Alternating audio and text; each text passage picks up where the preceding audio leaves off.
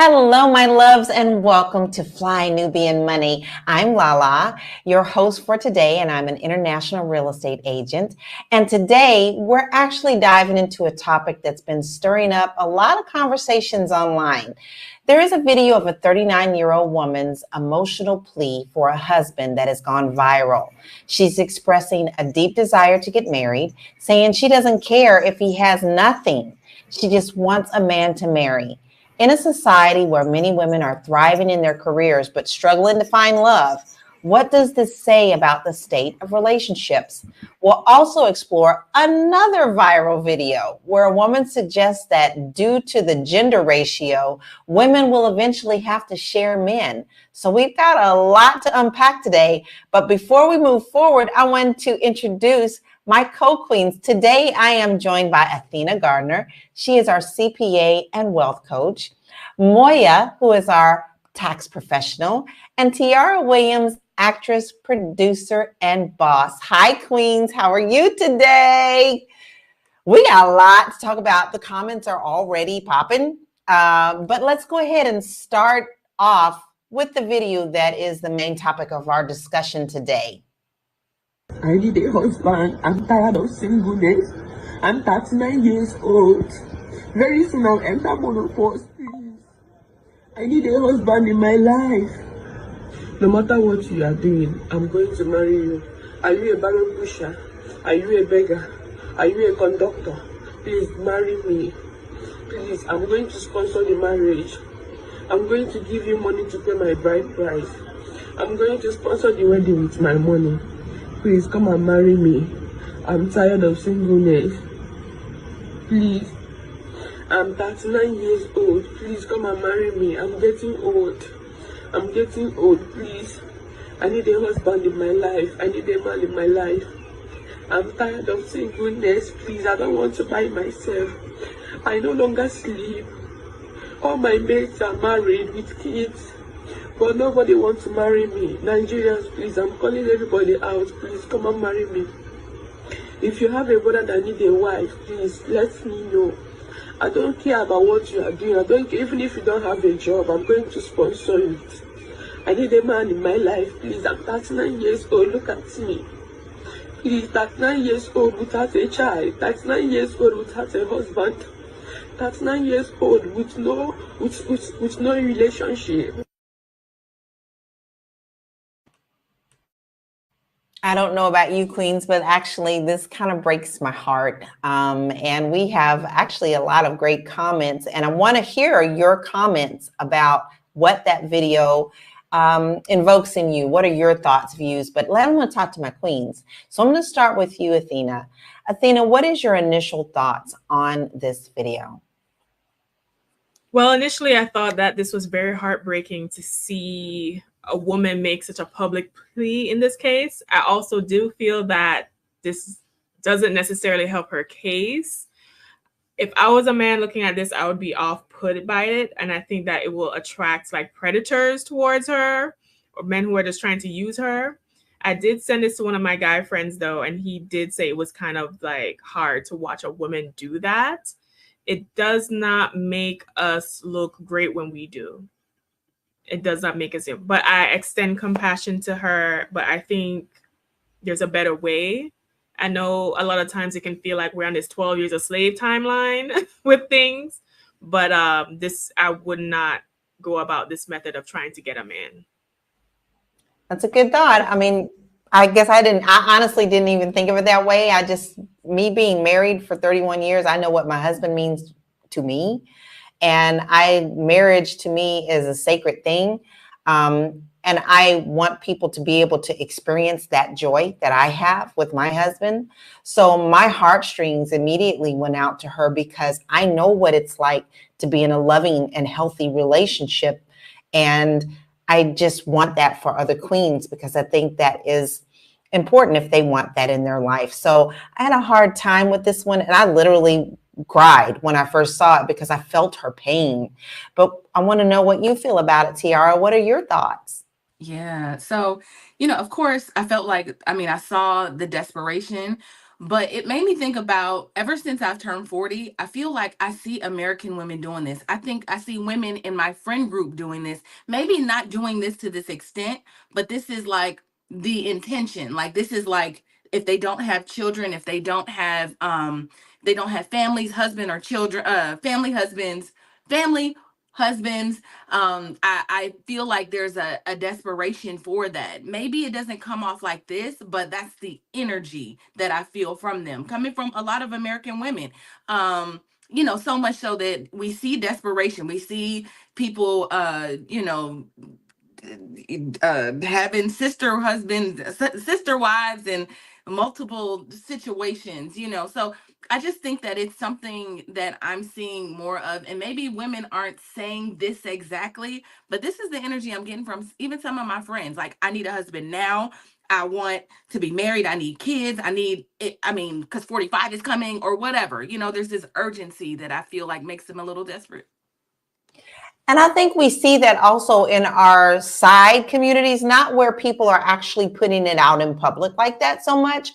I think a lot of our girlfriend groups, we get together, we feel comfortable in saying those things. But this lady seems so upset and so pressured for this and wants this so much in her life that she decided that she would actually come out and talk about it, which to me, I'm sorry, that's brave.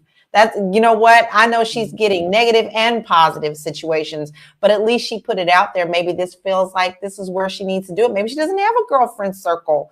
So I'm going to throw it to you. Moya, what are your thoughts on this? Yeah, I was building off of what Tier was saying. And it's mainly, I want to know, who is the video for? Who is it aimed for? Like, is it aimed at men? Like, because if it's aimed at men, then I'm going to come out with the plea looking good, appealing to the man's eye, if that's who it's for. Now, is it for some women to feel bad for me so they can hook me up with their brothers and their cousins and their uncles? Maybe. It missed me with who is the video for? Okay, so I'm going to throw a monkey wrench in this. I mean, do you think that it is society who pushes us to want to be this way, or we are so pressed to be a part of the norm that we feel that this is something that must happen in our life, whether we honestly want it or not, that it is regardless? Or do we get too tied up into the marriage itself instead of the relationship? So I'm going to ask you that, Athena. Do you think that society is the one that's pressing this, or this is a genuine desire for women in general? Not all, because it doesn't fit the whole mold, but women in general. I think it's a combination of the two. I don't think it's just, I think biologically there are some urges that arise as a woman gets older, and you're looking at a timeline saying that, okay, if I want a husband and children, then the traditional regular route, then if I don't hit it at this time, then it's going to miss me, right? So there's that aspect.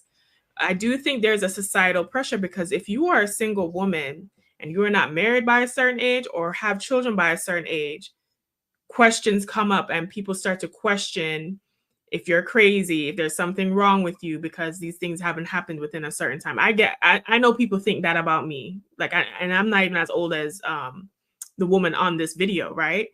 Especially in certain cultures, especially, I think she's African. It's even worse. So it's even, I'm sure she's getting that even worse. I also have to say, it's not just society in the sense of, oh, it's this greater group. Family and friends do this too. And we also have to talk about how marriage is viewed as a status symbol for women.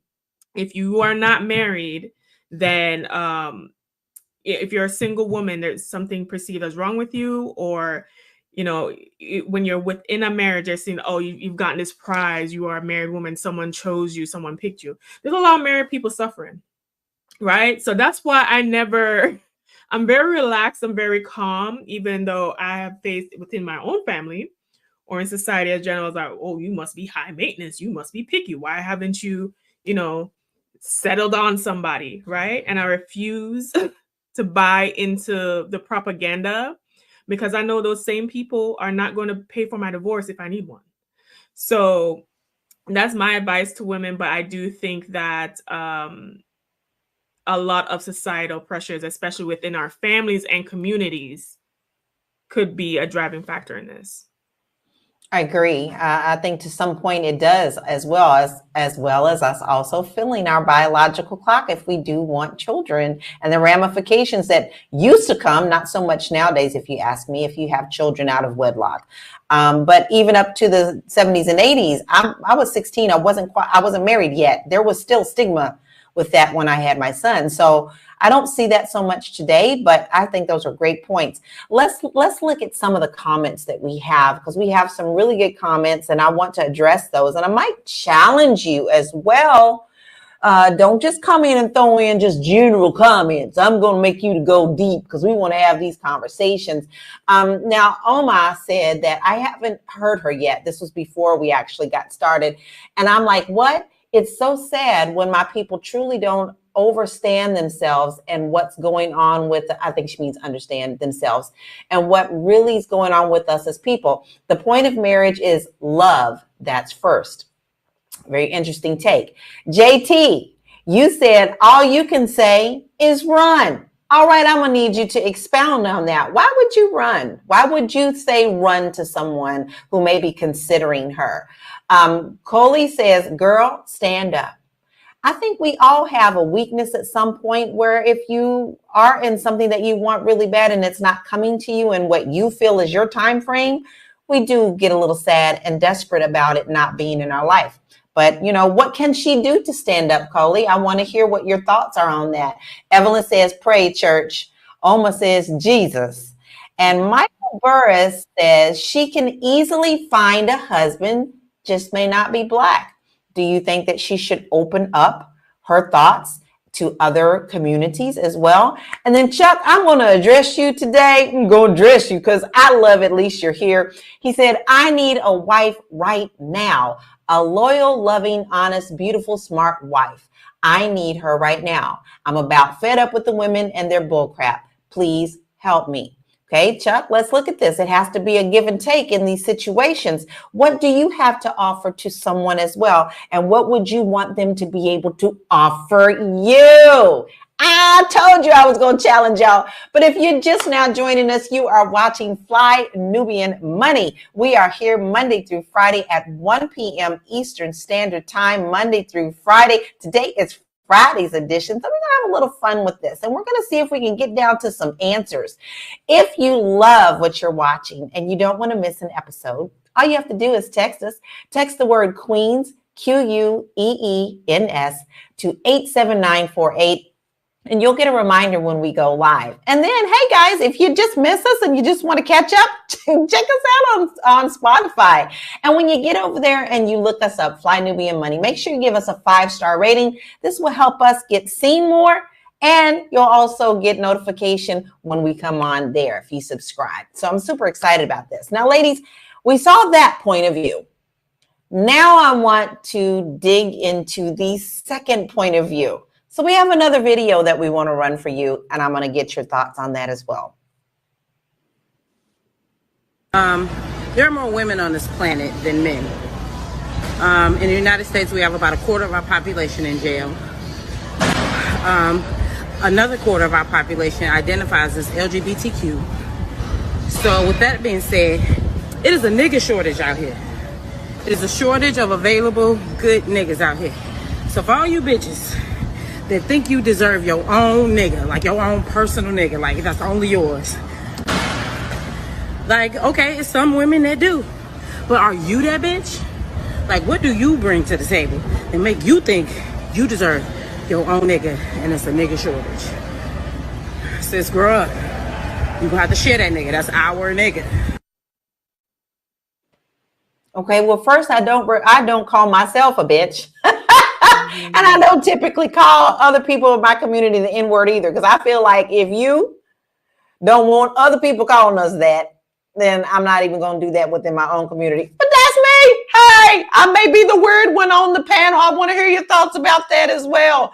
But before we move on, I want to look at some stats, guys, because we're going to tap into this.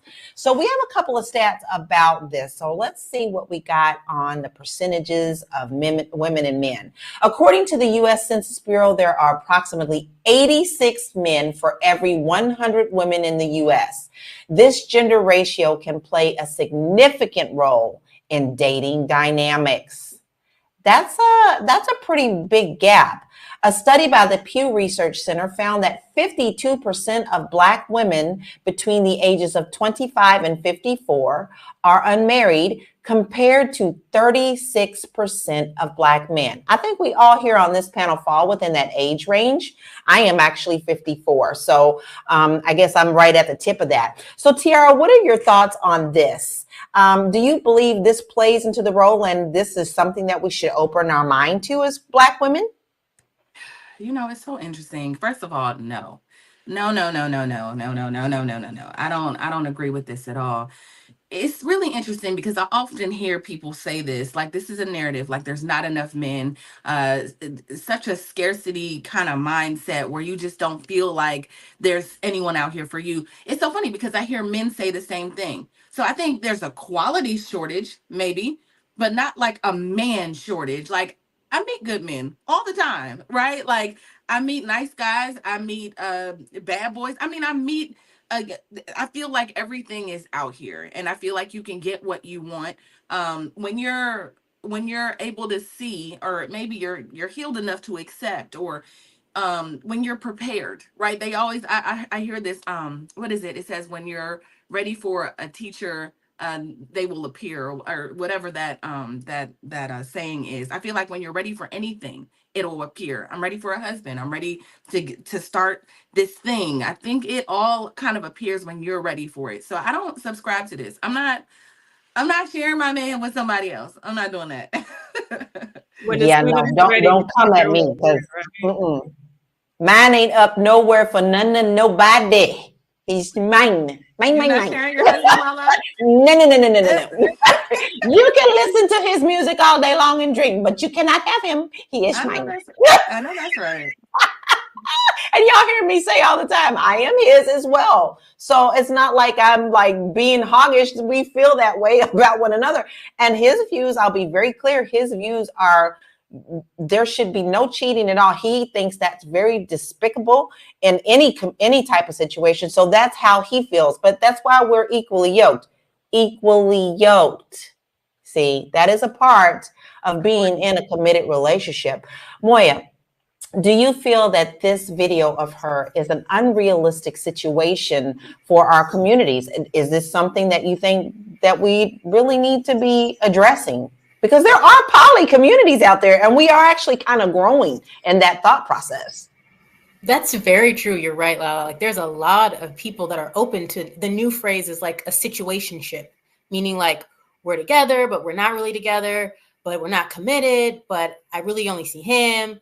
And so people are really open to it, but I think it's really based upon what Tiara was saying in the sense of what is really your goal with it. As I really love what Athena said in terms of propaganda. Like I just believe that this is really propaganda. Like I'm 40 and I feel like I've been hearing this since I was 18 that there's a shortage of men. Like, so I just want to know what it is. Like, so when you look at, for example, because I had to look it up, as of right now, we have 1.1 million African-American men in prison. And according to Black demographics, we have 20 million men available in the United States, Black men. So her statistics are way off. I think we need to really take a deeper dive into what Tiara said. And she said, when you're healed enough to accept, I had to write that down because I love that. When you're healed enough to accept what's been given to you, are you ready to take it? Are you ready to embrace it? Are you ready to love it? Are you ready, as you said, Lala, to be equally yoked? And so I think that's really what we need to be focusing on, not this situation, not this situationship that everyone's open to as of right now, I feel like. I agree, because you know what, being married also is not always a happy situation. We do talk about a lot of things on this channel where marriage is People in committed marriages are also having a lot of problems. So I don't think the marriage itself is the answer. It just isn't. You have to look at the whole thing as a whole picture. But let's see what some of the people that are watching us and joining us today are saying. Donna says she wants to hear from the lady with the purple flowers behind her. So I think you hit that right on time. Well, you hit it right on time. GMB says friendship and relationships should start way before becoming desperate. I have to agree with that. I think that everything takes time. We're so rushed to get to the marriage part. How about we take the time to learn one another and what's important to one another before we move on to the next point? I see a lot of shaking heads here. How are you feeling about that, Tiara? Yeah, I think we should just work on ourselves. In order to have a successful anything.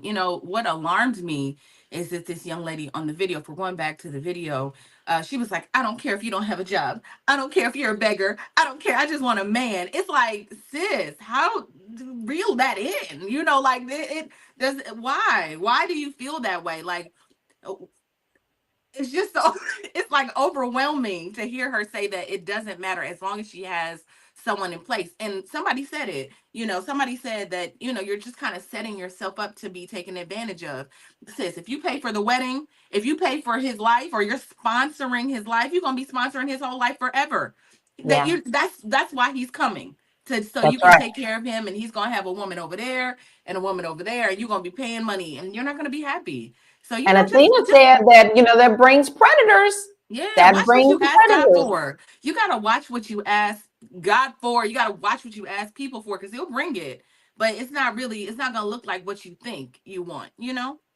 Exactly. I really believe in that. You got to be very specific. Don't just throw generalities out there. Tanel says, God does want us to be fruitful and multiply. And if a man findeth and wife, he has findeth a good thing. This is a reward from God. Being married is a blessing from God if you do it the right way. Yeah, but there are many different right ways in culture. Poly also says it's right way too. The poly community with more than one wife, that's also in the Bible too, where men had more than one wife. Oh, Tiara, go ahead. I saw the finger. Can I bring up, I don't know if I came across when I was looking at this topic, I came across Minister Minister Yadan.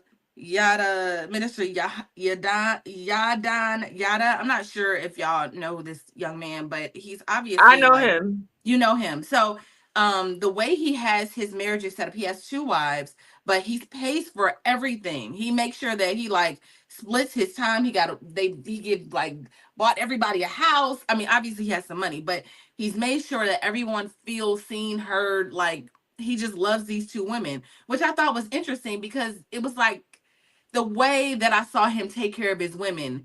I mean, I'm not necessarily open to that, but I could see why those women would be like, this is safety. Yes, this is going to be in Africa. I'm in America. Like, this is the situation. This is the setup. I just thought that was really interesting. I guess in situations like that, but I see men that want to just have women and they broke and want to stress people out. You know what I'm saying? Like, The you getting ghetto cheated on. Rachi. They want us Like, if to you're going to be in a embrace the ghetto situation, Rachi. listen, if you're gonna be in a situation, make sure that you got a house. Make sure that he is taking care of you. She said, I bought them houses. They own 50% of we own a 50% of the business together. I told her for the first several years of our relationship to just get her mind together, just worry about herself emotionally, physically, and spiritually. And that's all she has to worry about. I'll take care of everything else. Listen, if you're gonna be in a situationship, that's the situationship I want to be in. Right. And as long as y'all all agree, that's Yes. that's the thing. It's not the problem comes when you got that and the other person don't know. Because there are many, many stories about people who have multiple wives, and the one wife think he's off on traveling for work, and he's actually with this second wife and family, and they don't know about it until years and years later. I do want to just remind you that you are watching Fly Nubian Money. We're here Monday through Friday, 1 p.m. Eastern Standard Time. We love that you are here spending some time with us. Keep the comments coming because they are very, very great comments, and we will address those as well. If you love us and you want to make sure that you don't miss anything, and you know you love us, go ahead and text the word Queens, Queens, to 87948, and you'll be notified when we come on live. Now, if you think you've got what it takes to come on here and chat with us and debate and have wonderful conversations, all you got to do is email us. It's so simple. Email us at info@realvirtual.net. And I'm going to spell that, okay? info@REELVIRTUAL.net. So go ahead, you want to come and join us. We would love to have you. But let's dive back into this conversation. Let's address some of the comments that were put on that first video that we watched from the general public. Because I think that it shows both sides, some compassion and some that are just kind of tired of this and feels like it's a ploy. So let's look at this first comment. Erica Bonnie said she's crying because she doesn't have someone making her miserable. Make it make sense. All right, Moya, I'm going to tap you on this one. Do you necessarily think that just because she wants to get married that someone is going to make her miserable? Yes, I do. I do. I love it. I swear I love my queen. Because I just feel like the way that with her, the energy that she's bringing, she just needs it. She needs it. It's what fuels her. It's what wakes her up in the morning. That's what she's really thriving upon. Because if you go back to some of the comments, what Tierra was saying, like, are we talking about marriage? Or and someone said that marriage is equal to love? Or is it just, I want somebody in my life and I'm okay being taken care of? Those are two very, very different things, but they still fall under me being married per se, or me being in a relationship. So she must want it. She must.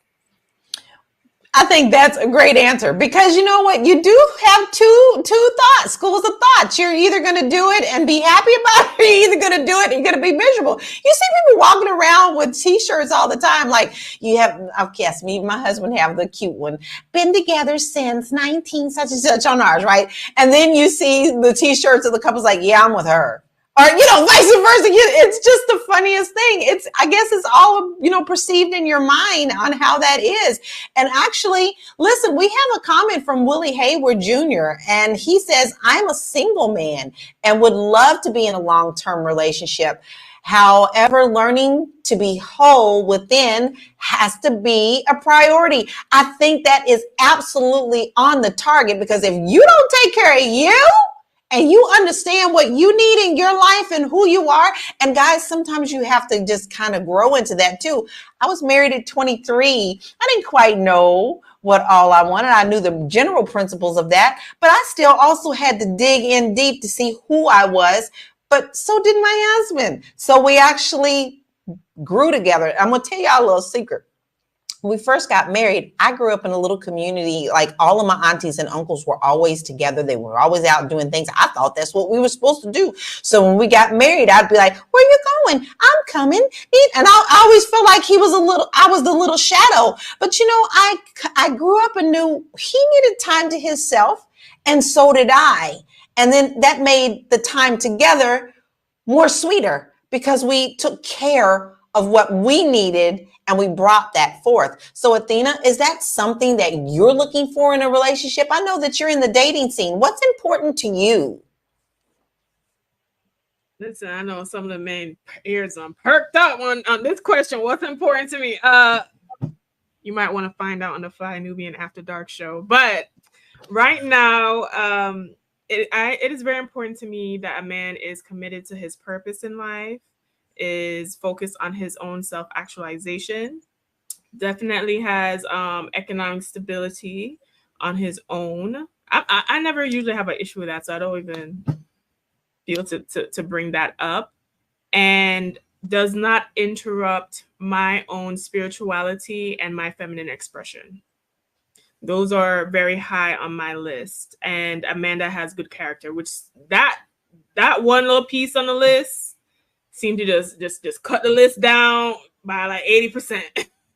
Just cut the list down by 80%. Ladies, catch us on the Fly Nubian After Dark show, because I have dated a cost tax bracket hunty Okay, whether he make 100,000, 100 million, and that one little character trait seemed to be the thing that men struggle with. But But what I how soon do you know that, Athena? Do you tend to know that up front, or do you end up finding that over amount of time, or do they able cut themselves down early? some men cut themselves out early, but I find that that's why I say in dating, like her energy, the lady that was on the video, her energy is not really the great energy to have to attract a mate, because you kind of have to slow walk this thing a little bit. Take your time and be relaxed and control your emotions, because even in dating, and we can discuss this, further on the After Dark show, but what I find a lot of men are doing is trying to do things to get you attached very quickly, to get that dopamine rush. Like, I was love bombed like 2 weeks ago, but it was like the best love bombing ever. I'll save that story for another time too. But I was love bombed, and I knew he was doing it the whole time, but I went along with it just because I wanted to see how far he was going to go, right? And I realized, I was like, men are out here playing all kind of games. I'm not saying women don't either. This is not supposed to bash men entirely, but because I had the mindset, regardless of what's going on, I'm going to take my time to get to know this stranger I just met. I was able to pick up on that, right? And I think women need to take their time regardless, because the character stuff is going to be revealed over time. Everyone has their best representative in the beginning. I agree. I think we all want to present ourselves in the best light to even get to the second step of the second date. I do believe. We have some really great comments. I love Vincent John Doom. And he says, I think that bums exploited the ride or die thing, and women are unwilling to build and grow with men. Women seem as they want a man to be already built and come with no imperfections. Oh, Tiara, thoughts. Should a man be without blemish? Are we? I mean, would you buy a house with no foundational walls, studs, or whatever? Weren't you buying a built house? This is my question. I'm sorry. When they do that, you gonna buy an unfinished house? All right, go ahead. Listen, a man does not have to be perfect, no, but he definitely has to have a baseline of, just certain things. There has to be certain things present. You know what I mean? We'll just keep it at that. He doesn't need to be perfect, but there has to be some integrity present. Like Athena said, he has to have good character. I prefer men who have their own thing, who are doing their thing, who are happy in what it is that they found purpose. Because if they haven't found purpose and you found purpose, they're gonna be looking over at you like jealous of that you found your purpose. So they just have to have their thing. They can't have a competitive spirit. Those are my personals. But to answer your question, Lala, no, he does not need to be perfect. He just needs to be perfect for you, perfect for me.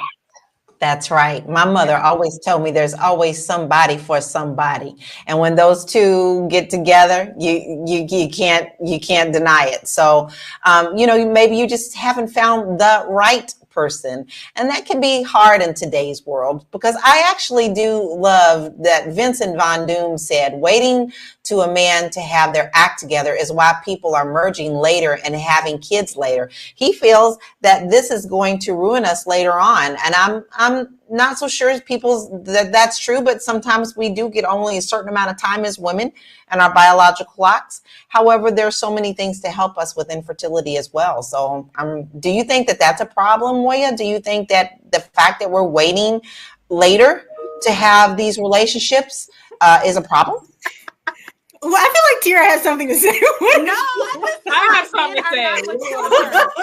I feel like men are not mature. We're waiting later because it takes forever for y'all to get on the bus. You have us on a 12 years of slave timeline. Okay, so if 12 years of slave timeline to get their stuff together. Listen, if we are, let's say women start to mature sometime around like 25. I mean, the good ones, right? The ones that are in college, we're starting to think about like, what does my future look like? Men still be somewhere like being remedial. I don't know, special. Like they just Thoughting can't and quite bopping. get it together. Thoughting and bopping. That's Listen, what they're doing. What we're trying to plan. They thoughting and bopping. yeah, so even around, like, they're still trying to figure themselves out. Black women typically be like, this is what I'm about to do. This When I was 25, I was like, oh, I'm about to take over Hollywood. Like, I had a plan. I was meeting men who were like, I don't know. I mean, I'm just gonna like be around. I mean, at 40, men kind of still feel that way. So men aren't really getting men. I was dating a guy that was like 48. He was 48 and still like, I mean, I really don't know what I want to do with my life. What? What? Oh, no, no, no, no, no. You can't be 48 and not know. Like, what are we about to do? No. So to answer your question, and you didn't ask me, you asked Moya. But he just needs to be mature. He needs to be mature. Like, it's just taking y'all a while to get on the bus. So young black men, or black men that are, even if you black and you over 40, black men over 40, between the age of 40 and 60, get your life together. Just be mature. And then we can do this earlier. And what I will say too is this, right? This is the analogy I use, right? They always say, Moya, she's like, I don't know. You want us to be built. You want us to be built. This is Moya's question. I'm just saying, all right, Moya, you're going to have the floor later. But I'm saying this. Moya. We're not taking on no HGTV flip the house projects, okay? We can assist you. We can come in. We might, repaint a wall and put some new throw cushion, new curtains. But if we got to strip the house down to the stud and start over with you, we are not doing that. I'm sorry. We ain't doing it. No. What were you saying, Moya? What were you saying, Moya? Okay, so I have a very unique point of view on this. So I'm divorced, but what was unique is my ex-husband, we got together at 19 and we got in a committed relationship within 6 months. And then from there, we were married for 14 years. So it was a very, very long time. And obviously at 19, you're willing to do whatever it takes to grow and to build and to do what's needed. Now, obviously that's now 40. So I'm in a different place in my life. So there's no way that I would do everything that I did. Like he has his own business. So I'd be sending out postcards. I'd be calling other businesses. I'd be setting up, like, ride or die is definitely what I was. And so it's a real thing, but it's at this older age, you still committed to ride or die, but no one's doing all of that at this stage. Man, we ain't riding or dying no more. Moya, we ain't riding or dying no more. Why I gotta die? I gotta die. You want me to live and thrive. Why I gotta ride and die? Live and thrive. Not ride or die. Who's gonna send out the postcards? Listen, who's gonna send out the postcards for me? Who gonna call other businesses for me? Like, why we always gotta do it for them? I love it. I love it. It's definitely traditional in the sense of like the role of a woman and being a partner for her man, but you have to be at a stage to where you're self-sustaining, and me coming in is a bonus. Me coming in is an add-on, not like me coming in as your secretary or assistant. Like, that is just different. I was your lover and your secretary. Every day of the week. Okay. I am loving it. This is definitely a Friday conversation. This is definitely a Friday conversation. Let Lala reset. I'm trying to get that, Tiara. I'm trying. If you are just joining us, we are having a good time. As you can see, you are watching Fly Nubian Money. We are here Monday through Friday at 1 p.m. Eastern Standard Time. And as you can see, we do have a wonderful time. And I hope that you're having a good time watching us as well. But guess what else we do, guys? We actually help you to get your money right and your money tight. You didn't know that? Well, all you need to do is go over to our website, and that is flynubianmoney.com. And we have resources, tips and tricks, and courses that you could take to help you get your money right. Listen, if you're confused, you don't even know where to start. A lot of times people don't even want to look at it. They feel like they don't even have a starting point. You do. If you at least have a starting point, you can see the goal line. So that is what we're doing. So you want to make sure you head on over to that website and go ahead and get started on that. Also, if you don't want to miss the show, you got to just get your little assistant. Hello, Siri. Text in the word Queens, Queens, to 87948, and you'll be reminded of when we go live. I want to address some of these comments because they are definitely popping over there. I love all of our people. Now, listen, Vincent has been very, very vocal, but I think he also has a lot of really good takes on his side as well. He says, I think we ruined relationships as we know it, and it's going to be hard to see marriages for people between 21 and 30. I think that's really interesting. Now, I do have to give a shout out to this person because faithful to our show is Armando. Armando, we love you. We are so glad you are here. We love it when you're here. We love your energy. Wait, I love it. Wait, somebody else that's here all the time is Terry Wilson. So, hey, girl, hey. Yes, and Exquisite also has some great comments too. But Armando says he's sorry. I could not take the first video seriously. The lady didn't appear to have her hair done, like nothing done to it at all. She's just trying to go viral. I'm not sure about that one, Armando. Maybe not. In the today's world, a lot of people want to go viral. Vincent also says, I think the lady in the video needs better people around her to keep her confidence up. And Exquisite says, everything that she is putting out there will put in a bad place. She will end up hurt or becoming bitter. And she's, I know, talking about when we were talking about how she could possibly be attracting predators.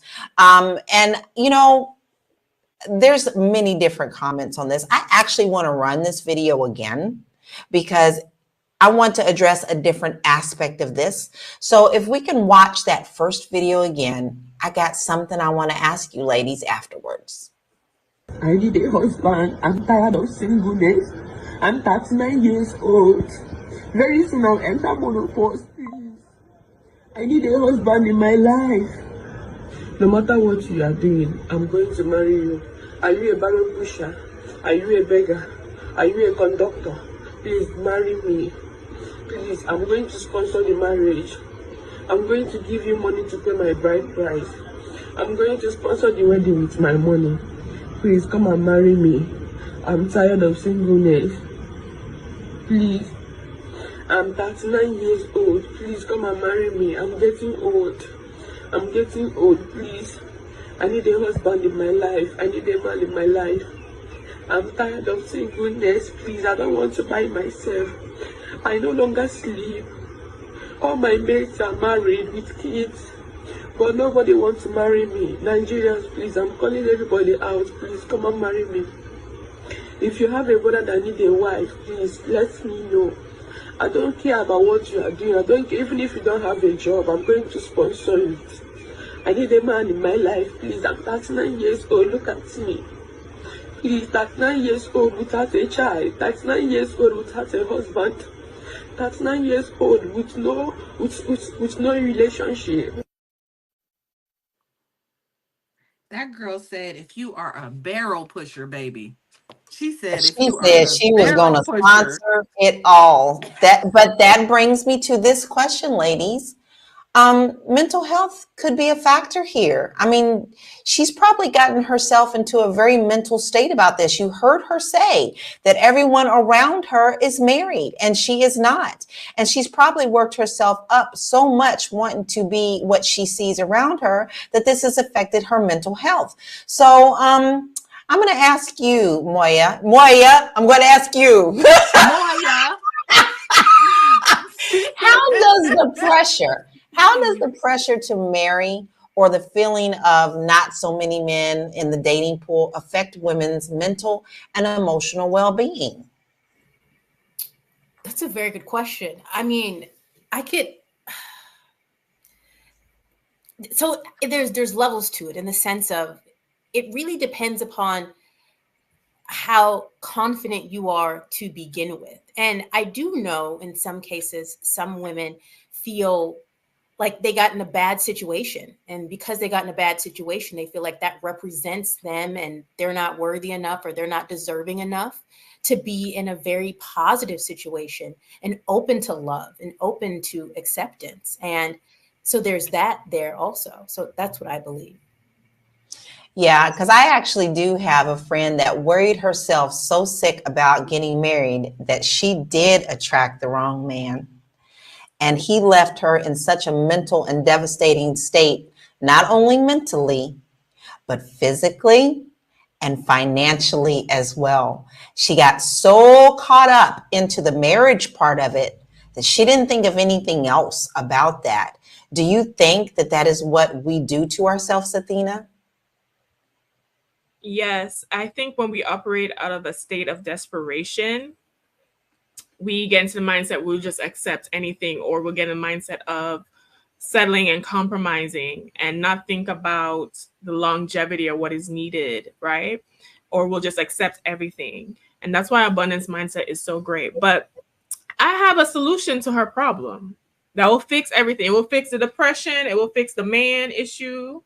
You know, I was like, maybe Tiara, we need a call-in dating show and people can call in and ask me for advice. Because I was like, all she need to do is she willing to pay for the wedding, pay for the bride price, everything. All she need to do is book a nice week-long vacation in Jamaica. She can go relax, cure the depression. All the men them will flock to her. A lot of them looking for a visa. And that will solve her problem. Some of them will even pay her. So she even got to come out of pocket. Athena, every time I go to Jamaica, I do meet a man. Every time. I be having like a little, like, it don't be like a Jamaican rendezvous, but he'll come over to the hotel every day and be like, hey, my queen. I be like, hey. Girl from the airport. Do y'all remember the skit with Eddie Murphy where he's like, you better not let your woman go to Jamaica because Dexter St. John back. What you doing over here, woman, on the bay? Where you think they just sell it to her the back in Jamaica? That is par for the course. That's what I'm saying. I've never been. They catch you off the plane. Yes, every time. Now, see, I'm not ready for that. I wouldn't even know what to do with myself with that. I would probably freak out. Big Mac, who is also one of our people who come to see us every day. Big Mac, we do love you. You always like to challenge. He said we got to get rid of our ego. Big Mac, how we got an ego? Tell us how we got an ego on trying to make sure that, we are in the right relationship. We just love for you to comment because you like to tease us. And we know what that means. That just means you love us. Listen, ladies, I want to look again a little bit at the second part of our video because we're talking about her wanting a man so bad. Should she do what the second video says? So let's watch again what the second video suggests for our community. There are more women on this planet than men. In the United States, we have about a quarter of our population in jail. Another quarter of our population identifies as LGBTQ. So with that being said, it is a nigga shortage out here. It is a shortage of available good niggas out here. So for all you bitches that think you deserve your own nigga, like your own personal nigga, like that's only yours. Like, okay, it's some women that do. But are you that bitch? Like, what do you bring to the table and make you think you deserve your own nigga and it's a nigga shortage? Sis, grow up. You gonna have to share that nigga. That's our nigga. And I will fight someone if they even try. I'm just going to put that right out there. I'm not a fighter. I'm very much a lover, but I will box you if you step to my husband. I will get in that ring. I'm just going to say. But go ahead, Athena. To all the queens on the panel, because you talked about bringing something to the table. If a man asked you what you brought to the table, what would your response be? How would you honestly respond to that? I can start. Me, growth, and anything you bring me, I make it better because I can get behind my husband in anything that he wants to do, no matter how crazy it is. Sometimes we do crazy ideas, and if it doesn't work, it doesn't work, and we can sit back and laugh. But if I come to him and also say, I got this crazy idea, he's like, what? He gets excited. So I bring better companionship and a unity to the table. And hey, I have slept on the floor. I have also shared ramen noodles and a Big Mac, and we have grown together. So it's always been something that has been our situation. I understood that assignment, and so did he. But now, Moya. Me, I wouldn't answer the question because I'm not I'm not gonna battle with what do you bring, don't you bring. Like I know what I have, and it just lets me know that that man has never been around a great woman. Like when they're around a great woman, they would automatically know what she brings, and it may not be for everybody. So I wouldn't answer the question. I think that's a lovely answer. What about you, Tiara? Yeah, I agree with Moya. I actually was gonna say I'm not gonna be confrontational, but I'm not gonna answer that because it almost feels very salesy. Like, here's what I bring. Like I'm not about to do that. Listen, if you better Google me, you better figure it But out. listen, no, but You better listen, figure it y'all. out. You better Okay, figure let's that take it out. out of the conversational situation. Don't you, on a date or whoever you're with, you're mentally asking these questions of yourself? This is not something that you just lay out on the table of what you bring to the relationship. Well, of Yeah, course, that's what some it of the feels No, people in some like. our men are comments, asking that. but don't we do that mentally? No, I mean, common sense. The whole point of you talking or going on a date is to eventually find out what you bring to the table. But some men ask that. Some men are like, "What do you bring to the table?" See, I don't understand that concept. I'm the weird one in the bunch, and that's okay. But I don't understand that because if someone to ask me that, I would be turned off by that. Definitely, All right, definitely. gentlemen, you've heard the ladies. Do not be asking that question because it turns ladies off. Oh, somebody asked that in the comments. Got it. Got you. And Got it. then James Thomas says, "I want someone who wants me." Mm-hmm. That's got to be mutual. Don't be thinking I'm gonna temporarily use this person. Hey, yeah, he's okay for now, but I'm gonna be looking over and grass ain't always greener. It's not. And Exquisite said that's a good man repellent. She's talking about the video. Mm-hmm. And Tanel says this economy is very hard, and it's a lot of us struggling to find love in this crazy economy. We are struggling, my queens. That brings in the financial situation, you all. So, let's take off what do you bring to the table, and let's talk about the financial ramifications. If you are, and I can't answer this because it's not my place to answer it in this situation. If you found a man that was a school janitor, but was building on the side as well, if he wanted to build a business, financially, he's not there yet. Maybe you, Athena, make more than he does. Would this be something that you would be open to? Well, I feel like I'm being put on the spot. Well, I'm gonna keep it 100. I'm gonna keep it 100. All right, this is the thing with building, right? Because this is a big topic within our community on what circumstances, or he should already be built, and this, that, and the third. Listen, everybody has to do what makes sense for them and what kind of relationship they're trying to create within their own reality. And him in particular, I would have to pass. I would focus on a man, maybe if he had his own business and I saw the potential in the business and he was already doing everything on his own. He didn't need any kind of ambitious push from me. And I can just come and just expand what he had with my knowledge, then fine. But I think the mistake a lot of us do is we put our energy and support backing men who really don't have the gumption to make the business successful. Because I would already say this, if he was someone who already had the business and was already doing well within his arena, then that's fine. But if you have to be the one motivating him to do, that's an issue. That's an issue. Yeah. If you have to be, all right, honey, we're gonna do this, and if he didn't come, all right, this is what I'm doing, this is what I'm doing, these are my goals, but I just need some refinement, I just need some business acumen or some strategy, great. But if you have to be the one to get the gas cooking, no, no, ma'am. No, ma'am. What about you, Tiara? Dang, I thought she was gonna go to You Moya you first. you I you was like making looking this more? way. Yeah, you'd be like, I'm like, I thought you was gonna go to Moya first. Um, I listen, the last person that I talked to, he wasn't, he worked a 9 to 5. He actually had like 2 or 3 jobs, right?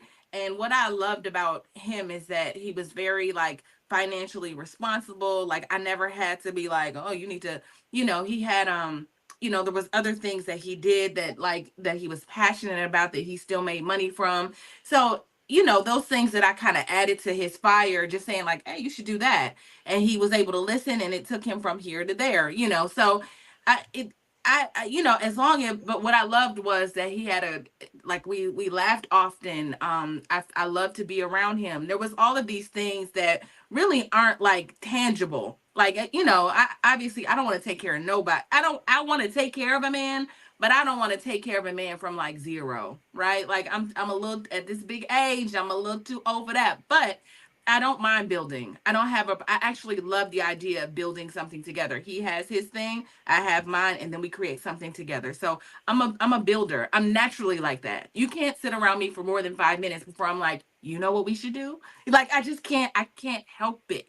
So to answer your question, yes, I'm a builder. I'm all about that life.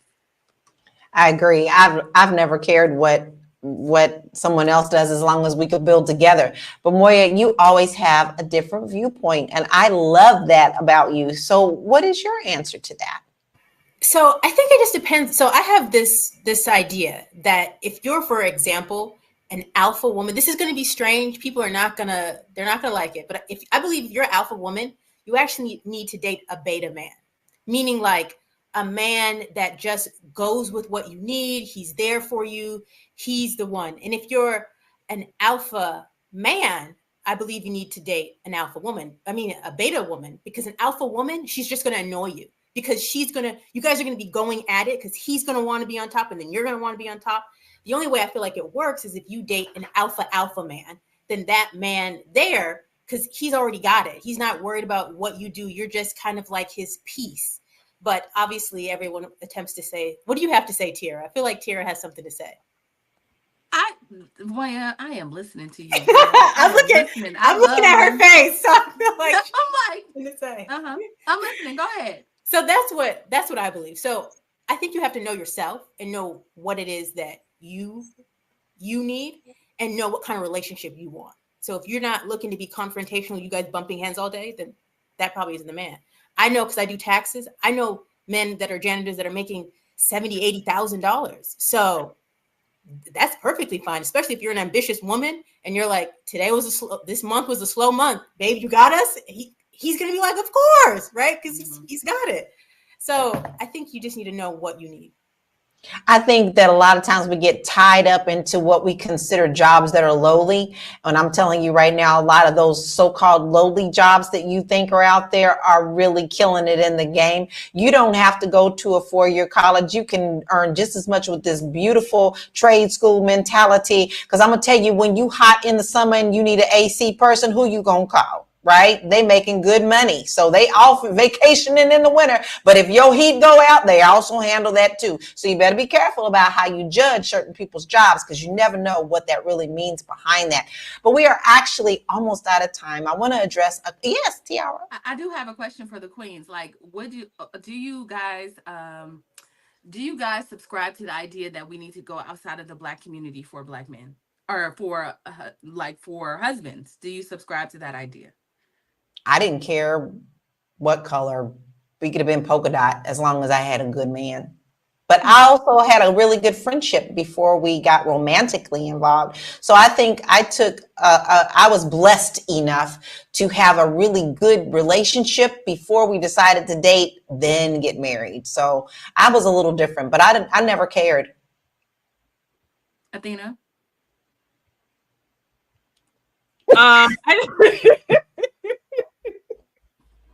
I love these questions today. I do think we need to be open-minded, but I also do believe that don't feel like you have to, right? Don't feel shamed into I only want to date a Black man. If you only want to date a Black man, then don't feel like, oh, people are like looking at you stupid for that. I feel like, but I do think that we need to be open-minded because sometimes we do. Look at Serena, Look at Serena. Okay. Look at Serena. Yeah, I'd definitely be open to it. Open to it. Look at Serena. Look at Eve. Who else? Who else is in the I don't know. I Yeah. just there's something about a Black man that I just love. Like I just love it. Like I just feel like if I'm laying next to someone and they can we have shared experiences, they kind of know what I'm going through, they know what I've been through. It makes a difference. I think, I'm just, I just love a Black man. I love So a that Black was what man I was too. wondering. I was wondering how you guys felt about that. I Well, think Master Reflection is laughing at me because she said, not polka dots. Yes, Not girl, polka polka dot. dots. As long as he's a good person. And then Jimmy Trinard says, men are looking for a helpmate and person who can love us in our times and good times and bad times. If women aren't ready to help and invest, it's a dead deal, non-takers. Interesting. I think that is really an excellent way to look at that. I mean, he seems that there should be a balance in all of this. And Jay Legend said, men settle all the time, and being a stepfather is now considered. SIMP, I'm sorry, I'm old. I don't know all that, what that means. Somebody know what SIMP? Because this 54-year-old girl doesn't know it. So what that simp mean? What that mean, Athena? means that you're a loser. You're a simp. You're a beta. You're Oh, simping because you're actually being a good step parent to your woman's kids. My daughter That's told me what the other day. Yeah, my daughter told me the other day that a simp was if you down bad for somebody, you like overly down bad for somebody. Like you can't, you give them too much energy. That's what my 13-year-old so told having oh, Black she's women been 13. What she for a long know? me. time for men who have not reciprocated the level of commitment that we have throughout the years. Wow. All right, ladies. Well, we're going to wind it down, but I'm going to end with a question. So I would love to hear your thoughts on this final question. And please make sure that you share where we can find you as well. I'm going to start with you, Moya. What changes do you think are necessary in our community to support healthier relationships and marriages? And I'm just going to go back to now the Tierra quote, right? It's you have to be healed enough to accept. I definitely believe it. Whatever you're looking for, you have to be ready and be open to it. And where can we find you? Yes. So you can find me on Instagram at moya.business. Lovely. There's a lot of people saying the lady with the purple flowers. So you need to go check her out. She told you where you can find her. Now go on over there and go ahead and click like and then talk to her there. Tiara, what are your final thoughts and where can we find you? Yes. Y'all, don't get on the internet begging for a man because you're going to bring the wrong attention. Just have faith that the universe, God, whoever you believe, is going to bring you exactly what you need, the perfect thing for you. But trust that. Like you have to be relaxed in this thing. And I would tell her that, the young lady in the video, you got to relax. You got to relax and you have to not necessarily wait. Yes, put yourself out there in a way that's healthy, and hopefully God sends you who you're supposed to be with, but you got to relax in that. You can't do that yourself. My name is Tierra Williams. I'm also known as Miss Black Hollywood. I am at MSBLACK across all platforms. I'm just gonna do a shameless plug here. I believe the baseline of all business, I believe the baseline of a good business is storytelling. And so if you are interested in taking your business to the next level and telling your story, I'm at info@therealnetwork.net. Yes, and she is all the things, and she is the one running this show. So you want to make sure that you reach out to her as well. And don't forget to email her at info@realvirtual.net if you want to join us on the panel as well. Athena, I'm going to throw the question to you. I'm sorry, what was the question again? What changes do you think are necessary in our community to support healthier relationships and marriages? Lord, that was a loaded question, wasn't it? Okay, so healthy changes in our community. Well, I do think we have to be open-minded. I do think we have to work on our own personal skills, communication, all right, conflict resolution, and not look at each other with this combativeness between us, right? Because I think the whole gender war thing is getting in the way a little bit, but also meet each other's needs. My name is Athena Gardner. I'm a CPA and wealth coach. You can find me at wewealthwomen.com, at We Wealth Women on all social media platforms, and you can listen to me at the We Wealth Women podcast. For the men, I know I kind of beat up on you guys a little bit this episode. I still love you all. Black men, I still love you. That's who I date. But y'all got one more year before I let Brad and Jose come through. I love it. And here's my final thoughts. This is not a race. This is not a battle of the sexes. It's a matter of you finding someone who is equally yoked in your beliefs, in your faith, in your financial wheelhouse. Don't rush so much because you think that you want something to actually put yourself on the back burner. Put yourself first where you need to decide what it is that you want in life and then start going for the person who may be equally yoked with you. It may not be easy, but it's not a race because in the end, you want to be happy. And you can find me at bit.ly/Laura Key Info. I'm an international real estate agent. I help you to buy in the United States as well as Portugal. So get out of the box. If you don't think that you can buy in America, maybe you can buy in a different country and have a better experience. And today we want to say thank you for joining us. You are watching Fly Nubian Money. We are here Monday through Friday at 1 p.m. Eastern Standard Time.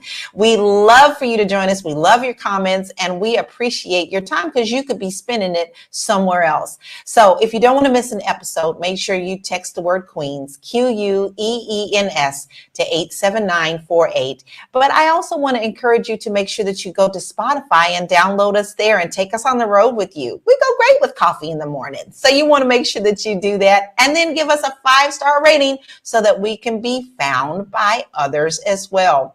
We thank you so much. This is Friday. It's Friday. So you're going to have to go and watch some replays to get your dose of these queens. And we will see you Monday. Be blessed and be well. Bye.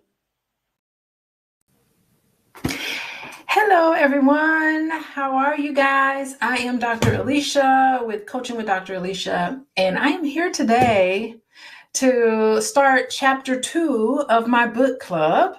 It is the Healing Haven Book Club. I started it a couple of months ago, and I've been working with a group of individuals, and we've been talking about past painful memories, how we can... I've been working with a group of individuals. Whoa, I don't know why there's an echo. Just a second. Memories, how we can... Hold on. Whoa, I don't know why there's an echo. Just a second. Something's happening. Whoa, I don't know why there's an echo. Just a second. Something's happening. Whoa, I don't know why there's an echo.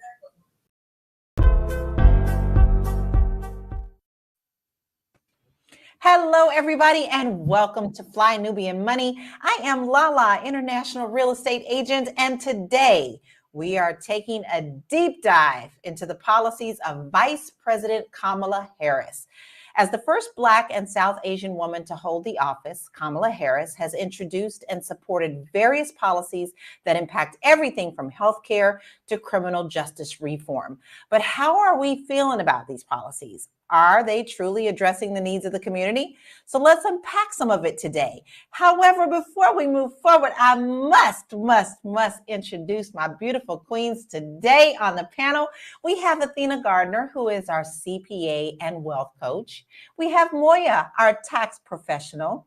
We have Marlo Layson, TV and film producer, and Vanessa Gopal, who has a master's in public policy and economic development. She is a business owner and a luxury travel advisor. Hi, ladies. I love all your beautiful smiles this morning on Monday.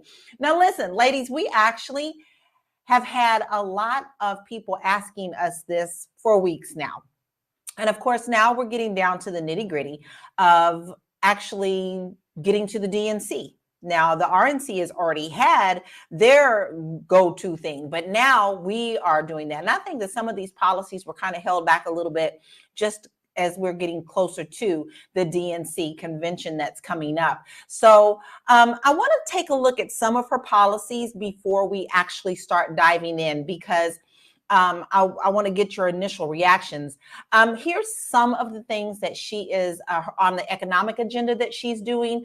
New home buyers subsidiaries, and she's talking about like $25,000 toward each person who is a brand new homeowner. Tax child credits, which we know is extremely important in our community and in our communities. Lower prescription drugs. Y'all, this is so big right here. I cannot believe what people like in my family are paying for prescription drugs, and a federal ban on price gouging, which we are actually seeing. And so let's look at some of the breakdowns of, kind of what Trump and Harris are separating on so that we can focus on what it is that she's doing. On the abortion side, she favors guaranteeing in federal law abortion access. She's never changed that. This is also Biden's platform as well, under her being vice president under Biden. She promises to block any potential nationwide ban and the protection for women who travel to obtain abortions and limit how law enforcement collects medical records. Now, on the red side for abortion, which is GOP, Trump brags about appointing the Supreme Court justices who overturn Roe versus Wade, which he still stands firm on, says decisions on access and cutoffs should be left to the states. And he also says it should also be left up to the states to determine whether to prosecute women for abortions or to monitor their pregnancies. Okay, so that is the abortion standpoint. So let's look at the economy, because this is where a lot of people get nitty picky and they kind of want to see what's going on. So under the Harris agenda, she focuses on expanding middle class opportunities, including mortgage assistance, tax credits for parents, and combating inflation, supports the continuation of Bidenomics, including investments in infrastructure and green energy, and opposes taxing tips and advocates for economic stability and dignity for the middle class. Let's look at Trump. He advocated for tax cut and deregulation during his presidency, including the 2017 Tax Cuts and Job Act. He focused on economic growth through lowering corporate tax rates and reducing government regulations, and emphasized job creation and economic nationalism, including tariffs on imports to protect American industries. So these two, let's just start with these two. Let's just slow it down a little bit, because I already know that the comments are going to be like, what about this and what about that? Well, we're not going to rush through those. We're going to just talk about those two and how they actually affect our community. Marlo, have you actually had the opportunity to look at some of these policies, or did you kind of know where she stood on this? And what are your initial thoughts on how this is going to affect our communities? Well, I think if you ask an economist, most of these, they don't like these policies, mostly because depending on the economist that you ask, many of them lean toward corporate profits, right? So it will, it could cause inflation, this housing plan, right? If every new home buyer has $25,000 to go out and aid them in buying a home, we may see an imbalance of where we are now, right? Where there is less supply and higher demand. So I think that it depends on who you ask. But if economists don't like a financial plan or a president's economic outlook, typically it will help working class people, because typically they lean in toward, company and company profits. So it remains to be seen. Typically they don't roll out these policies until the DNC and after. That's typically how this works. I know people wanted it more because of the quick change that we experienced when Biden decided that he wasn't going to continue to run. But I think that over the next few days of the convention, the higher profile Democrats will roll out a little bit more of these policies, explain them a little bit better night by night. So I think on the surface, it looks good, but anytime you have economic policy, it depends on who you ask, right? Because wealthy people who lean toward investor side and people who make capital investments are not going to like the apparent or the appearance of the spreading of wealth, as they say, and equally testing consumer prices and saying you can't gouge. They want to make maximum profits, right? So saying price gouging will be illegal or it'll be banned, obviously people don't want to hear that because they want to be able to gouge prices. So it remains to be seen. I think it all remains to be seen, but I want to say up front before I even move on to the other queens, here's what I believe, and y'all gonna laugh, but it's true. I believe they make all these promises and then they have really good intentions. I mean, both sides. Okay. I mean, all sides. And they have really good intentions. But then the day they get in that Oval Office, somebody walks in with this big book and says, "Hello, Mr. or Mrs. President." You know, all those promises that you promised, here's the book. Here's why you can't do them. You know, there's so many ways that they can promise things, but don't forget there is a system to our government. So Athena, do you think that the initial things that we've talked about, do you think they align with our community? And what are your initial thoughts about her stance on that? I think the initial things that you guys have outlined do in line with things that can help our community, being able to afford housing, being able, I was reading some of the data that we have, not proposing tax, not raising taxes for people who make 400,000 or less. But I think the issue, and I'm sure that we will expound on this further on in the conversation, is I don't think there is anything specific to us that we are getting. Right now, there is the DNC happening starting today, and I was looking at the agenda, and I was seeing the times that the Black Caucus was meeting. So I wanted to actually watch that to see if we're actually going to, ask for anything in specifics. And I think Kamala has also stated that she will not be doing anything that's specifically aided towards us, but the policies in general should help us. So I'm curious to see what will unfold in the next coming days. But I do think that generally these policies will be beneficial to us. But who knows, just like you said, it may not even be put into once she gets into office. Well, it's remained to be seen. I mean, I don't think regardless of what we do, anybody's ever going to always be happy. Someone's always going to have to complain regardless of what side it is in, they're going to fuss. But Moya, I love, honey, you have set up your face like, I need to hear what your thoughts are on what you're thinking about the initial policies that we actually talked about. So I live in California, so a lot of these things I've actually seen in place. Like, for example, for taxes, we give anybody from 0 to 5 an extra $1,000, like the California does, for their tax rebate. So when she's saying she wants to give them from 0 to 1 an extra $1,000 as well, that makes a huge difference. I see the look on these moms' faces when they're like, "What? I'm getting back what? That $3,600 tax credit that gets expanded? Oh my God, that's amazing." Now imagine if you have 2 kids, that's $7,200. 3 kids, we're talking about over $10,000. This is life-changing money that we're talking about. And we've seen it. Like, these are things that we've seen. We haven't seen the $25,000 down payment, but these other things that she mentioned, we have seen. The $35 incident cap. Who is infected by diabetes the most disproportionately? It's us. So when you can cap it at $35, oh my God, we're talking about not so much life-changing only like figuratively, but literally, because you don't have to decide now between, oh my God, what am I going to eat? Because that also affects your diabetes. And do I buy my insulin? That conversation now has been strongly minimized. So I definitely believe that those have a strong impact on us directly as Black community. Totally agree. When I said that medications, especially in my family, after so long, their copay on the Medicaid went out, right? And it's diabetes directly.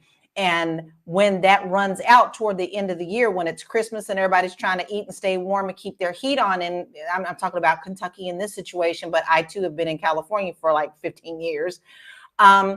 that at the end of the year, the shots are like $1,000 and they barely are making it. So I think this makes a huge, huge difference. Now, Vanessa, I left you last, but not because I don't love you, but because I know you got a deep dive into this because this is kind of your wheelhouse.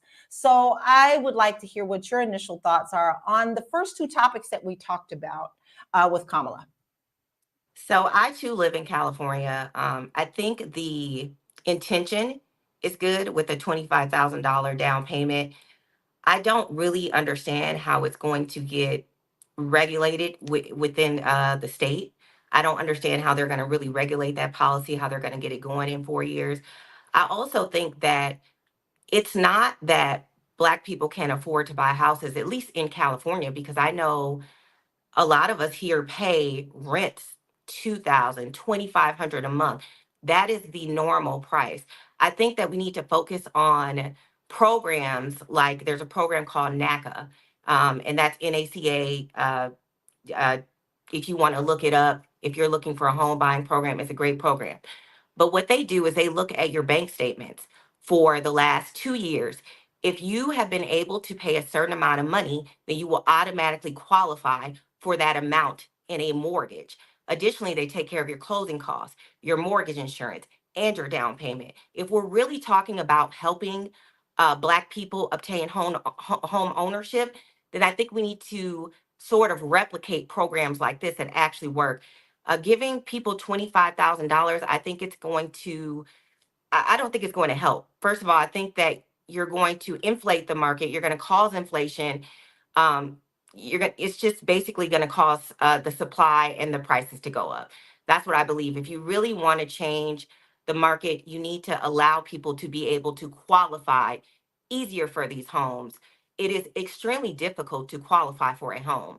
First of all, your debt, if you have any type of debt, it's working against you. If you have student loan debt, if you have debt from a credit card, even though you've been paying your bills, even though you've been paying $3,000 a month for a rent, they're telling you that, oh no, you can't qualify for this $500,000 loan, even though your mortgage would be less than the rent. So I think that's the bigger issue here. I think the regulation needs to be removed. I think we need to look at programs like NACA. I've known people who have used programs like NACA. It is truly life changing. I have a girlfriend that bought a property in San Pedro for $650,000. She was paying, almost $3,000 a month in rent. She wouldn't have been able to qualify because of her student loans, but because of their reinventing how you can apply for mortgages, it allowed her to buy the property. She held on to it for 5 years. She sold it, got a ton of equity out. She's now developing properties in Detroit. So I think when we talk about changing the system economically for Black people, it isn't just handing out $25,000 checks. So that's my take on the economy portion of it. In terms of healthcare, I agree with everything that the other queens are saying. I think that the scary thing, if you put somebody like Donald Trump in office, is he wants to overturn the Affordable Care Act. I think that would be a horrible thing. We've all seen what this nation looks like when people can't get health care. It creates a bigger problem. It creates a higher tax burden for the people who do pay taxes. And it creates actually, I think, more cost on a corporation or a hospital because they have to treat and they have to just go to the emergency room. So, that's my take on healthcare and the economy. If you're just now joining us, you are watching Fly Nubian Money. We are here Monday through Friday at 1 p.m. Eastern Standard Time. And as you can see, we tackle topics that are important to our community. So you don't want to miss a show. In order to always find out when we're on, all you got to do is take your little assistant, this little old Siri right here. I call her Marilyn Monroe because I just like Marilyn Monroe better. I don't know why I just do. Or Betty Boop, 1 to 2. All you got to do is type in the words Queens, Queens, to 87948, and you'll be notified when we go live. Now, listen, we also are on Spotify, and I absolutely love that. I actually went in this weekend and listened to a lot of things that we said. Yeah, I'm kind of crazy like that. I know we talk about it, but I also like to listen to us too in case I missed something. So please go on over to Spotify. type in Fly Nubian Money, subscribe, and make sure you leave us a 5-star rating because that really does help us out. Now, we're going to get back into this. Moya, I know you was point. Going back to you. I want you to tap onto what you needed to say before we move on. Really quick, I definitely agree with what Vanessa was saying. One of the things that we have had is a $7,500 home buyer's credit for a period of time. And so what that is, it's something similar to what Vice President Harris was mentioning for the $25,000. So they do keep track of it, especially when you're going in and you don't have to pay it back. And usually they give it to you in the form of a tax credit. So that way you have access to it still. So we have done, when we say we, I mean, as a nation, as a country, something similar when we were offering down payment assistance, because as Vanessa was saying, people in California, while we're used to paying high amounts, we usually don't have access to that down payment. So when we talk about closing that racial wealth gap, that's a key factor into it. And y'all are talking my wheelhouse because real estate is mine. I've been in real estate since 2016, and I have sold and have listings right now and helping buyers right now that are participating in these programs. I just got an email today from Los Angeles County that they have money again. And I have been teaching since 2006, and I do home buyers class with nonprofit organizations such as NACA. And if you take these classes, which is usually one Saturday out of the week, and you get educated from the very tippy top all the way to the end, they give you a certificate, and that certificate allows you to get down payment assistance. So it's not impossible. And I absolutely love, Vanessa, that your friend bought a San Pedro. That was me. I live in San Pedro. I love it. And the houses are great down there too. So, but you see what she said. What she did is she invested into that home, and now she's getting into other investments. So home ownership is something that is near and dear to my heart with these programs. But let me explain to you what is going on, why housing is so important, not just in California, because what people are not understanding is from the previous administration, as well as previous administrations, they always gave the power to the corporations. So the corporations were buying up the land. They were buying up the houses. They were renting them out. They're building whole subdivisions, y'all. I mean, big, beautiful subdivisions where they're not for sale. They're for rent and rent only. So you get to play home ownership, but you don't get the home ownership benefits. And with the things that they're proposing with this new plan is that corporations have to back up off of this. There is a shortage all across America because corporations are allowed to do what they want. And then when they get them and raise the rent so high, people can no longer afford them. That's just one of the reasons we have an issue. One of the reasons. There's many others, but with housing, I bet if right now, if you pulled up your phone and looked for a house to buy, you're going to also find whole subdivisions for just to rent. So if you want home ownership, you can do it. It's funds out there, whatever state. Okay, let's tackle some of these comments that we have. I love how we are so quick. Someone asked about NACA, and the website is right there. It's www.naca.com. I have worked with NACA as well, but be prepared to be ready to wait because they make you a responsible homeowner. They don't rush you through that program. You got to be ready. And they look at everything and help you get your credit together and everything. So don't expect to go sign up for it now and buy a home next month. It doesn't work that way. They're going to make you a responsible homeowner. Michael Ferguson says, we'll push the pricings of home higher. I don't understand what you mean by that. I need you to expound on that, please, Michael. Maybe I'm missing first part of your comment. What makes you think that the pricing of homes are going higher? I'd like to hear your second thought about that. Byron says she does need to have multiple ways to get us our money. Yes, she does. And as you can see, any of these will benefit our communities as well. G-Man says she has to walk a fine line because corporations will turn against her. It's about greed. It is about greed, but guess what? A lot of these corporations donate to both parties for a reason. Mm-hmm. Did you hear what I said? Mark it down in your book. Okay. All right. Let's see what else we got going on here. Buying the votes too. I don't know about buying votes, but okay. Dwayne says the funds are there. On the other hand, is the mindset of the individual there to become a homeowner? Consistency and determination. Got to have a plan. You are very much correct. I had to think about that for a second, Michael. I'm sorry. Mary Jo says NACA is good. We were able to get a new mortgage, a 30-year mortgage 15 years ago at 2% interest rate. I'm so proud that you all are talking about all of this because this does help our community. So let's go ahead and move on because this is a big topic. Okay, guys, it's a big topic. We're not going to be able to cover every single thing today. So we're trying to get you the most important key things that we know she has shown us right now. But don't forget, the DNC is this week, and we'll want to make sure that we tune in and listen to the other things that she is going to stand on her platform. So let's pull up a couple of other situations that they differ on and what her platform in. But let's look at this before we move on, because this directs everything that we're talking about. Poverty rates. According to the U.S. Census Bureau, the poverty rate in 2022, 19.5% Black Americans and 8.1% for white Americans. Can you see? That is double, y'all. That is double. But there are resources out there. But what are they going to do to help us to lift ourselves up as well? A lot of the platforms thing that she's talking about says that that's what they're going to do for us.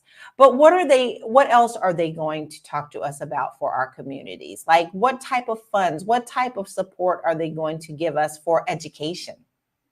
That is a big one. That is one that we definitely need to talk about because our kids are suffering. So 81% of all voters believe policies that make college, technical schools, and other post-high school trainings more affordable for all who wanted would help people like them. This also includes what's going to happen, y'all, if they're going to ask about school loans. What are we going to do about that? Athena, what are your thoughts on the education? What do you think that they should do to help turn about our education? Because let's be very clear. Kamala is saying they want more funding for the schools. The other side are trying to make privatization of schools a thing. And if that happens, our public schools will suffer greatly. What are your thoughts on the education? When it comes to education, I just want them to at least do what they were trying to do with Biden's run, which at least honor the student loans. I know they've been having pushback with the Supreme Court, but I think the student loan issue especially would be helpful because, to what you guys were saying, a lot of people cannot qualify a lot for housing because of the amount of debt of student loans. I know people who have like 100,000 student loan, 120,000 student loans, right? So when it comes to that debt to income ratio that is often used to see how much house you can qualify for, people are being priced out of looking at housing, especially in states like Florida, like where I live, are being pushed out because they cannot afford or qualify. Even if they can afford the payment, they cannot qualify for that home. When it comes to education in general, I do think that more investment needs to be made when it comes to public education. We can't just privatize the whole education system, right? It's not going to be helpful for people who need general education as well. And I do think that we need to look at, as far as college and trade school and technical skills, some more investments from the government in that area. I believe if we have money to fund wars, we most certainly have money on a federal level to invest in the education of America.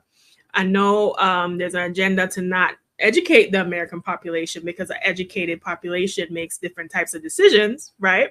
And can think for themselves and push back. But I think it's very important that we make these investments. I agree, because let's face it, education, let's look at this slide. Educational attainment. The National Center for Education Statistics reports that in 2021, 25% of Black adults aged 25 to 29 had a bachelor's degree or higher, and 45% of white adults in the same age group. Once again, guys, that's a pretty big disparaging number there. But Harris focuses on affordable tuition, and that could impact some of these statistics. This dates back so long, guys, about education. When it already started back in Reagan's era and even beyond, when he decided to privatize schools and all the things that were going on with that. But we continue to see that this is a struggle when people go to school, get their education, get a degree, in some cases master's degree, and then they get out and they can't even work the job that they went to school for. Vanessa, what are your thoughts on this? You do a lot of thought into economics and things of that matter. So what are your thoughts on the educational aspect of what needs to be done for our community? And do you think Harris can deliver this? Y'all about to be mad at me for this response, but I agree with privatizing education. And hear me out when I say that the definition of insanity is doing the same thing and expecting different results. How many times have we seen, are we going to watch our public school systems in our communities fail? I mean, I'm a product of a public school, and we had like a program, we had a lot of funding, and that created kind of like a smaller classes. It gave us laptops in an era, but it was very different than the rest of the classes. And you saw our graduation rates were higher. But my belief is that we spend about, on average, $12,000 to $14,000 per pupil. I believe in a pod system. I believe that if you gave that money in the form of a voucher and you had 7 to 10 students, you hired a teacher for that. You had maximum 1 to 10 ratio, and our students were taught history, our history. Our students were taught financial literacy. Our students were taught things that are important for the well-being of them, as opposed to just throwing them in a public school system that watches them fail time and time again. We know that kids get passed to next grade levels without learning how to read and how to write. Well, teachers are dealing with, classrooms that have 30 kids in it. Yet we're paying all this tax money. So just imagine if you're taking $14,000 and you have, 10 kids, and you're able to pay this teacher $60,000. Now in California, it may be a little bit more, but I mean, other states like Louisiana, Mississippi, Minnesota, the rest of the Midwest, and a lot of the other areas, besides California and New York, where the salary would be higher, but you could afford to pay a teacher. You could rent, a cheap classroom. You would only have to do instruction for about 4 hours of the day. They could go participate in, YMCA programs or Boys and Girls Clubs. I strongly am against just giving more money to public schools. They have, failed, especially in the inner city communities. Even in the suburban, yeah, I now live in the suburbs, we fund our public schools. So a lot of the parents have money to go in and give the school additional money. So our kids get art programs, our kids get tutoring. But when inner cities don't have those type of resources. So I just feel like the money is not being spent, to the best of its ability. I believe that we need to reduce class sizes. We need to get teachers that care about the things that we need in our community, which is financial literacy, history, things that will help us. So that's my take on it. I'm not for just throwing more money at the public school system. For what? For what? I think it's broken, and it's broken from the top. Especially, you can always throw a big budget at it, and then you say, states, here's what you do with that funds. But a lot of the times I feel like it's mismanaged. But that's part of the reason, guys, that we can't just vote for presidents. We have to vote for the local area people. I'm talking about your jailer, your tax collector, your school librarian. You need to be really checking who's running for these, because you'd be very surprised who's running for these and what their second agenda is. So you need to be very careful about who you're voting for. It's not just a presidential thing. Once again, I'm going to toss this to you, Moya, because you like me. I got one of these faces that just tell you everything I'm thinking, whether I'm talking or not. So I want to hear what you think about the educational aspect. Okay, yeah. So, Miss Lala, I didn't know that school librarians also are on. They run for city council. I didn't know that. Sometimes in these smaller communities. Yes. That's true. So I do, in my case, I do disagree with Vanessa because a couple things. So for California, they do it based upon attendance. That's how they're paid for their kids, for their students to go to school. Many other states, they do it based upon your zip code and your geographic region. That's how they fund their schools. So when she's saying that in our community or in her community, what they do is they have a parent section that supplements what those children get. So that's why they get more. But if you take that money out, so let's say each student is worth $6,500 to the school for what they get in terms of that student going there, then you take that money out, and then what and who's left? So if we're really talking about, so you got to discern, are you talking about your kid or are you talking about helping the community? Because if you're talking about helping the community and lowering poverty, by you taking your $6,500 out, everybody taking their $6,500 out, meaning they're taking their kids out, and the students that are left are kids who are in foster care, kids whose parents are not well aware of what options they have to them. What do we do with those students? So those students are just left there, but my kid's out? I agree with what MC Fact was saying. Then if you have it, then you need to go ahead and put your kid into a private school. But what they're doing is they're saying, hey, Republicans and conservatives, and they're saying, I don't want to pay my money. I want to use the tax dollars, and I want to use that fund. I want to pull it out, and I want to put my $6,500 wherever I want to put it. And that's when you leave those students there and they suffer. We've seen that plan before. We've done that before, where you have these charter schools that come in, they take these funds, they use them how they want to use them. Your kids are still educated, maybe not, but at least with a public school, you can hold someone accountable to say what's happening. How come my student isn't learning? And then you have different options for them. So I think that it's a larger fact of, let me just pull my funds out and put my funds wherever I want to put my funds. I think we leave those other kids there to perish. And then we're still here having a conversation about our poverty rate is double the amount of whites. Can I just respond to that really quick? So the average, the average pupil receives $15,633. I'm not advocating for I'm not advocating to leave kids. What I'm advocating to do is that each pupil is receiving $15,000. So I'm just going to say you take 10 people, that's $150,000. You hire a private teacher. I'm advocating that the public schools start operating more like a private market so that the students can receive better education. But even different, a pod program. So it's not a charter school. I feel like charter schools are a little bit different. If you take the funding of 10 children and you hire a teacher, that is $150,000. That money will be better spent. Those kids will be better educated than the current system that we have. Our kids are failing. I mean, I went to a school that had metal detectors. If you pull out the 10, what happens to the other 20 in the class? If you pull out that 100,000, well, I'm saying that you're not leaving anyone. I'm saying that you're recreating the system. So 10 kids here, 10 kids there, so that it becomes like a 10-to-1 ratio across the board. But right now, to pay teachers around $50,000 to $60,000. How can we possibly pull? Yeah, some teachers don't even get paid that. Some teachers are getting paid $20,000, $30,000 in Louisiana, Mississippi, Kansas. So if you're able, even if you're able to pay teachers the upper 60, 70,000, it still creates a better formula than what we've been doing for the last 20 years, watching our kids fail. I mean, that's my opinion. I agree. We do need another formula, but I think it has to be way more inclusive.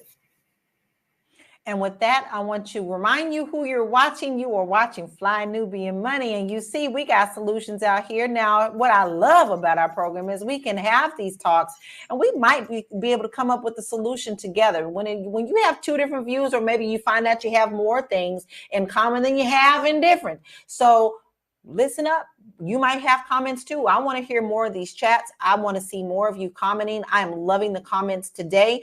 I appreciate you being here. We all do. So we want to hear what your views are. But right now you're watching Fly Nubian Money. We are here Monday through Friday, 1 p.m. Eastern Standard Time. Please don't miss a show because it's just way too important. And you know you love us. Yes, you do. So go ahead and type the word Queens, QUEENS, to 87948. And listen, if you want to be a guest on the show, It's really easy. All you have to do is to email us, and you can do that at info@realvirtual.net. And I'm going to spell that for you. Don't be shy. We want you on here. Come on.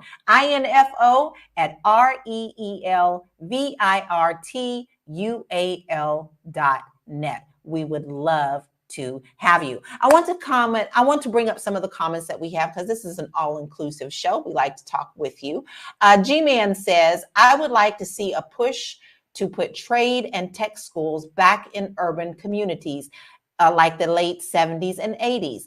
I actually agree with that because guess what? If your AC or your heat go out, who you gonna call? That's good money. These plumbers and these AC people are making good money, right? There is money in trade. So you don't necessarily have to push for a four-year college. McFack, we love you. We know you always come in. Thank you for always being a part of this show. We love that you come in and have conversations with us too. Bruce Jones says, I'm riding through a Black poverty area. Education and buying a house ain't on their minds. No, it isn't when you're trying to eat every day. But she also addresses giving tax credits to the middle class. And let's talk about that next. Marlo, do you think that what type of credits do you think should be offered to people of a certain tax bracket? We always say that the middle class is getting smaller and smaller, and it's more of a have and have not situation. So what do you think, and how do you think that Harris could address this issue and actually get the money into the people's hands that really need it? I'm going to go back to 2016. There was a candidate named Andrew Yang who did not get much traction, but he had really great ideas. One of which, if he were elected or if he were chosen for somebody's cabinet, would have helped the Hollywood actors with this AI stuff, because he was advocating for us to be able to own our name, image, and likeness. One of the things that Andrew Yang suggested, well, two things. One was a UBI. I know that they've done universal basic income programs. I know they had one in Sacramento. They had one here in Shreveport where I live. They were instituted by local mayors who raised private funding. This is actually an MLK idea. This is probably the idea that made them say he has got to go, where people would get a universal basic income credit, similar to what people get in Alaska, who get money back from oil rights. And so I think a universal basic income would be a great thing for working families, based off of the fact that all of these tech companies, this is where the money would come from, because we got to pay for a tax cut, right?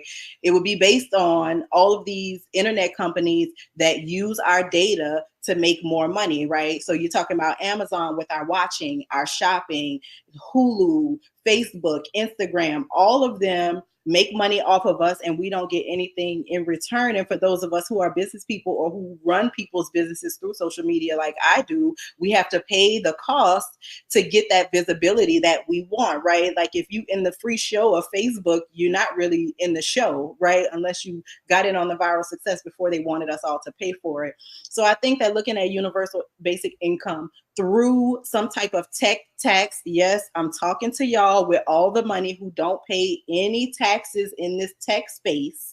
I am talking to you. Y'all got to give something back to the people. An education credit would be better for working class families, families with children. I think that giving parents a choice of what they want to do with their child's education is good.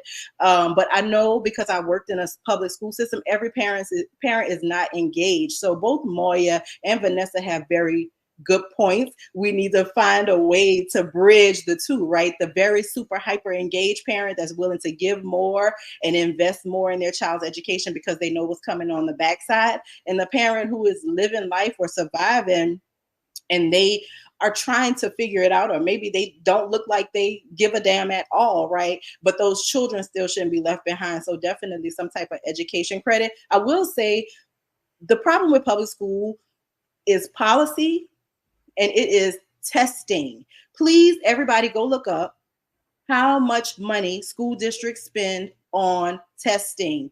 Testing costs billions of dollars to school districts across the country. Hundreds of millions of dollars in your state are being paid to testing companies so they could come back and tell teachers the data that our teachers knew because they knew us and because they tested us and because they engaged us in class and they weren't teaching us how to bubble in the correct answer in 60 minutes or less, right? So I think that looking at standardized testing, challenging school boards as to why this standardized testing exists and why it is needed is crucially important. And we got to get that out of the public school sector, right? They want to say that charter schools, because they don't want Vanessa's great idea of pulling it out and letting parents create these pods. They want the idea of the Walton family owning so many charter schools and educating our children that Frederick Douglass was all about slavery. Like, no, the charter school is definitely not the answer, right? Because there is nothing. There's nothing there with charter schools, y'all. Sorry, I don't like them. I'm not going to be a proponent of them. Not on this stage, not on any. And healthcare credits, of course. Healthcare credits are definitely needed for because healthcare is so expensive, whether you're going to the doctor or just maintaining your health. Healthy people should get, I think health should be incentivized in this country instead of having a sick care system that we currently have. Agree. The wellness programs would do us a lot of good just in this year, y'all. And we're in August. I have four female friends, 2 with breast cancer, 1 with cervical cancer, and then 1 that had cancer going to a lymph node.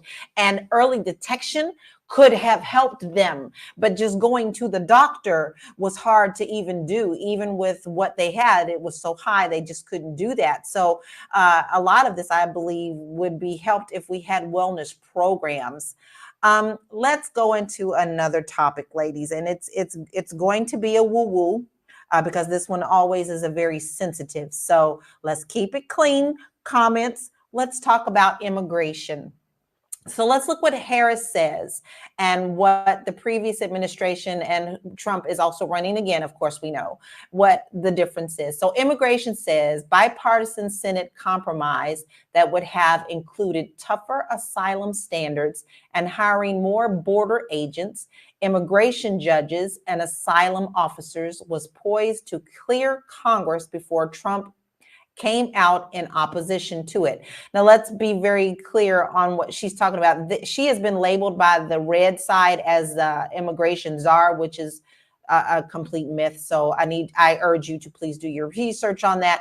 Let's look underneath what Trump's ideas for immigration is. Bring back policies he put in place during his first term, like the Remain in Mexico program and Title 42, which placed curbs on migrants on public health grounds.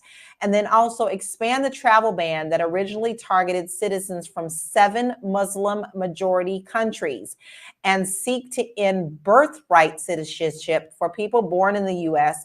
whose parents are both in the country illegally. Now, I have issues with his policies, and it's only because he's also gone against his own policies that he's putting in. I mean, just look at his wife.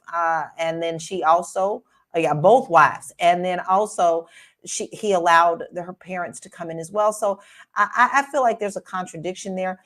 But I do want to hear from you, Athena, on this. Do you believe that this is still a hot topic, and how is it something that we can get control on, but still allow us to be the great American melting pot? And the reason I'm asking you this, Athena, is because I too, I bounce between Florida, California, Portugal. I'm everywhere. I've been everywhere, man.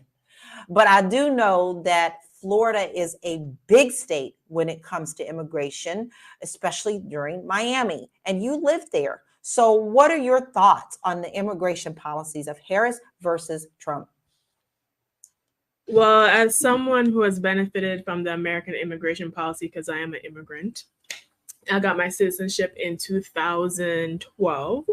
So I do feel passionate about this topic. Now, I am very much pro in support of current immigration policies such as H-1B visa, having students come over and learn and get sponsored by companies, especially for people to work in traditions and professions that are very, very, very much needed. That's how my father came over here. He was a geologist. Not a lot of people do geology. And he was able to bring us and his family. And then we went through the proper, get the visa, then the green card, then the citizenship, right? What I'm not in support of is just busing a group of people, dropping them off in New York or California or wherever, and bankrolling $10,000 checks and stuff like that. That was not my journey. And it makes me question, why are we doing that? Why are we doing that as far as getting labor in America, right? Because I do think part of the issue is that a lot of people who do those jobs are needed and they're doing it for a lower wage, right? So I think it goes back to part of the issue with education as well.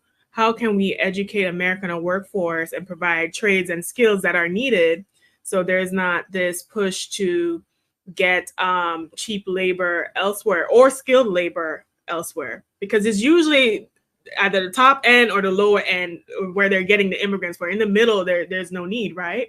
So I think that is something that we need to do and address. And I think we do need to have tighter border security. But I'm very much so not in support of let's get in a bus of people from elsewhere and giving them all these government stipends when our own people don't get that. Agree. I literally watched California bounce people back and forth, especially the homeless.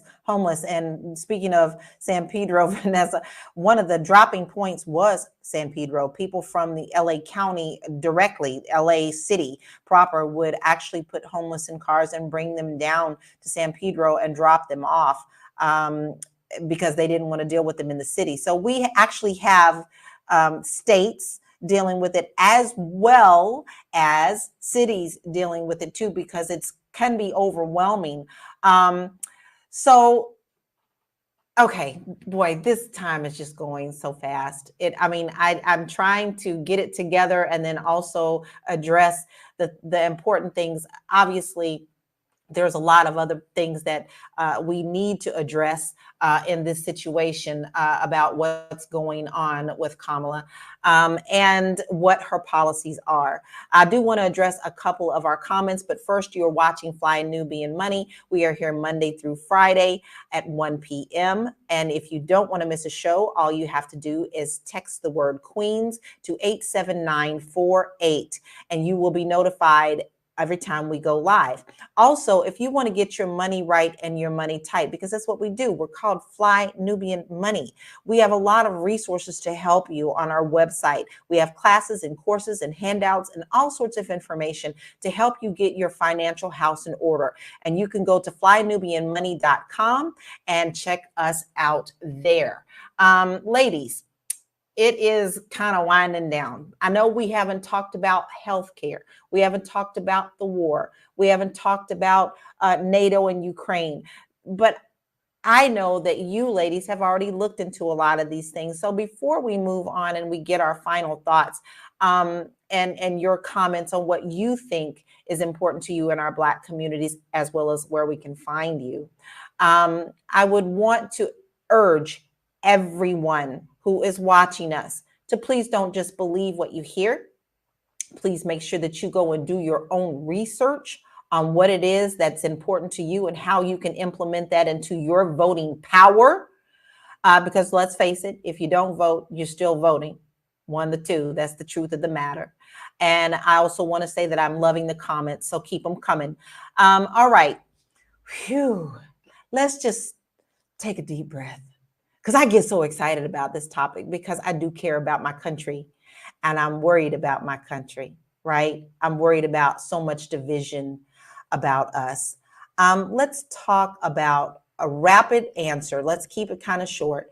What do you think can be done for the health care of our communities to help them get healthier, other than what we've talked about, and what we can do in our individual communities to help? So let's start with you, Moya. Can't hear you. I was just reading all the comments. The comments were coming through. So when it comes to healthcare and what needs to be done next, I think it's really important that we also just look at what the opposition doesn't want to do with healthcare, like the fact that they want to repeal the Affordable Care Act. I think that those are things that we have to really, really be looking at.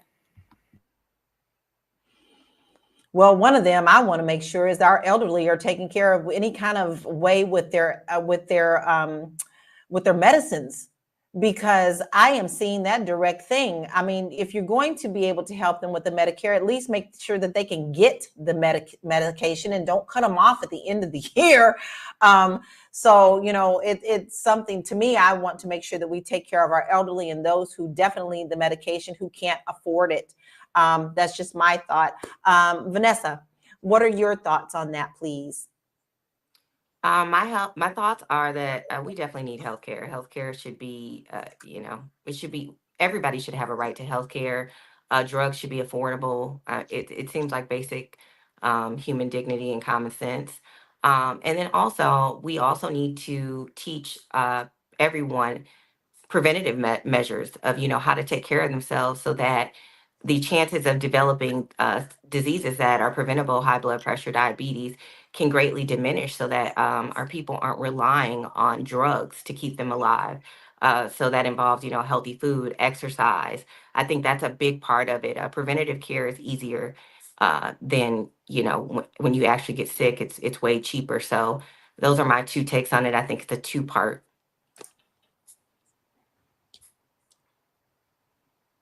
My computer is tripping. Gremlin, stay away, stay away. I'm working hard, y'all, on this side. Okay, Moya, what are your thoughts on this as well? I just asked you, didn't I? I would love to go again, but I only know we have 6 minutes. I know. Tina, I'm going to ask you about the healthcare part. Listen, healthcare is very important in this country, because if you cannot afford healthcare, all of that cost ends up going back to as a burden as a taxpayers. Also, healthcare debt is also a big contributor to another reason to why people can't afford homes, because they maybe gotten sick, couldn't afford it, went to the hospital, got sick, and now they have this huge healthcare bill that they cannot afford to pay. So I think that we need to look at, whether it's Trump or Harris, what are they specifically trying to do to help us combat this problem? We are a Western nation. We are a Western civilization. The fact that we have these issues in healthcare, or don't have a basic standard for healthcare that everyone can afford, is a big problem. I do think that, like I said previously, if we have money for war, we have money for healthcare. Like, for wars that we are not even directly in, we have money for healthcare. That is something that we did not talk about today, y'all. And a lot of people are saying that, we do need to talk about this. So I'm sure there's going to be a part 2. Marlo, I'm going to go straight to you, since I'm on the struggle bus and I want to keep talking, but keep going. Yeah, I think everyone's already said it. Healthcare is a healthy nation is a prosperous nation, right? If people are losing their homes because they get sick, because their health insurance sucks, if people get sick and all of a sudden their lifestyle has to take a huge turn because Pharma Bro is allowed to charge $10,000 for an insulin shot, or whatever these absorbent costs are that people have decided, oh, what's your life worth to you? Let me charge and just see how much people are willing to pay to stay alive. I think that is the ugliest part of American culture, is the way that the healthcare system has been run into the ground by corporations. I think we got to get corporations out of hospitals.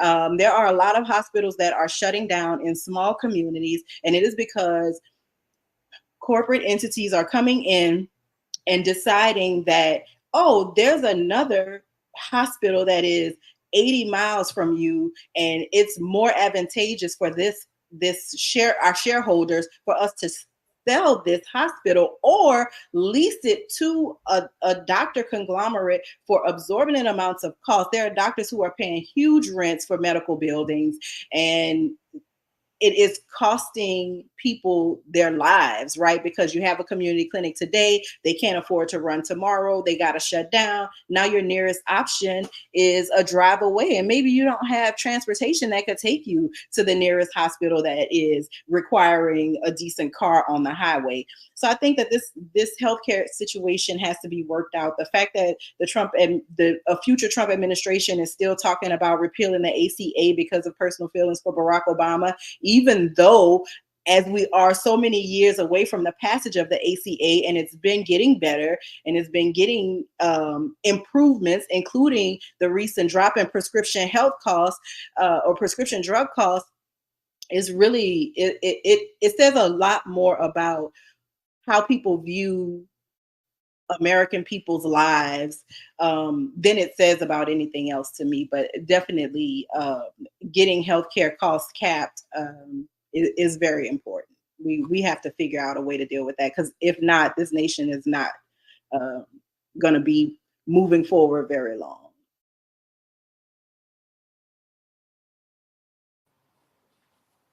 Valid points. I think Lala may have dropped some technical issues, but I agree. We need healthcare. I think that's the overall consensus. There we go. Now she's back from outer space.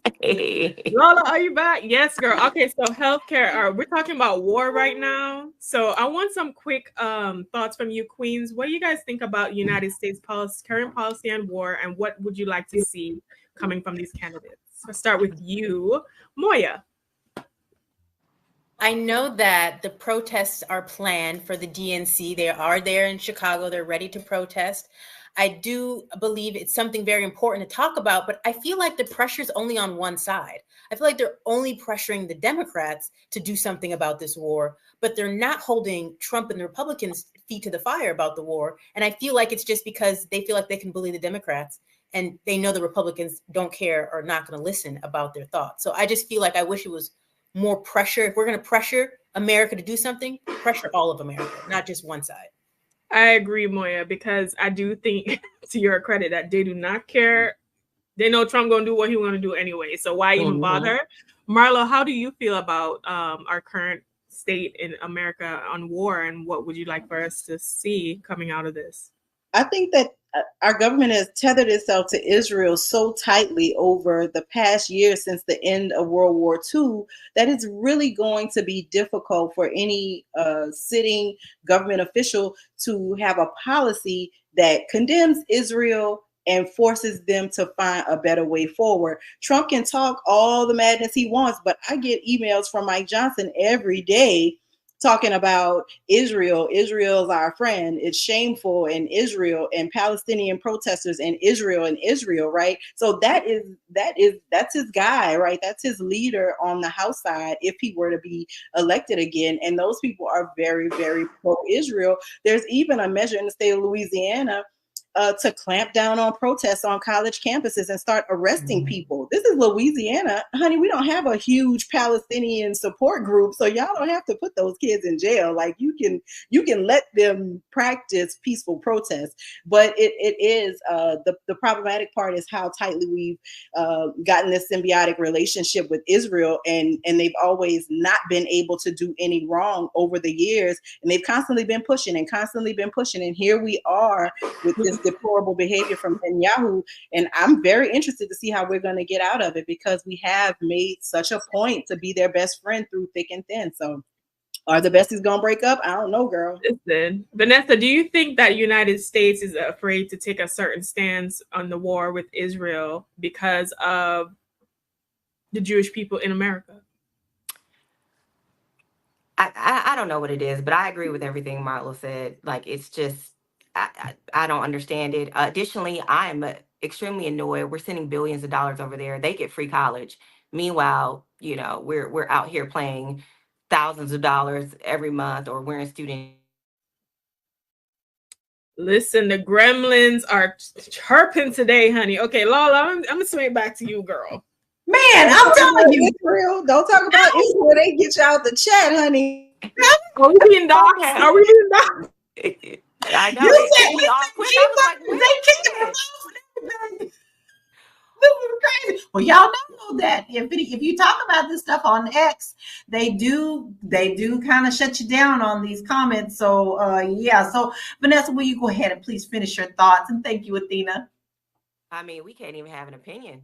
But yeah, I think it's not a good relationship. I think that when we've been in a relationship, when we give money, billions of dollars to a country, and we ask them to behave differently, or hey, you got to change up the way that you're doing things, and they basically give us the middle finger and say, no, we're going to keep doing what we're doing, and we're still going to keep collecting your money. I think that you know there's a bigger issue there. So, those billions of dollars can go to American children. They can go to American students. They could go to all the issues that we've been talking about. It is I mean, where this war, if that's what you want to call it, is going. I mean, it's sickening. So if we can't control the people that we give money to, or if they won't even listen to our advice, then why are we still in this relationship with them? I could never give billions to a business partner, and I ask them to do something and they give me the middle finger and the relationship continues. It would be done It's like immediately. a toxic ex. Yep. Keep Yeah, going back to. yeah. Honey, I'm watching House of Dragons right now, and it all seems to be related to me. That's supposed to be a fantasy story, but somebody give me a dragon because I think I'm gonna have to go do some fires on some high towers because this is just ridiculous. I mean, I am definitely a human person. We all are. We don't like war. We don't like it. We don't like to see the things that we see.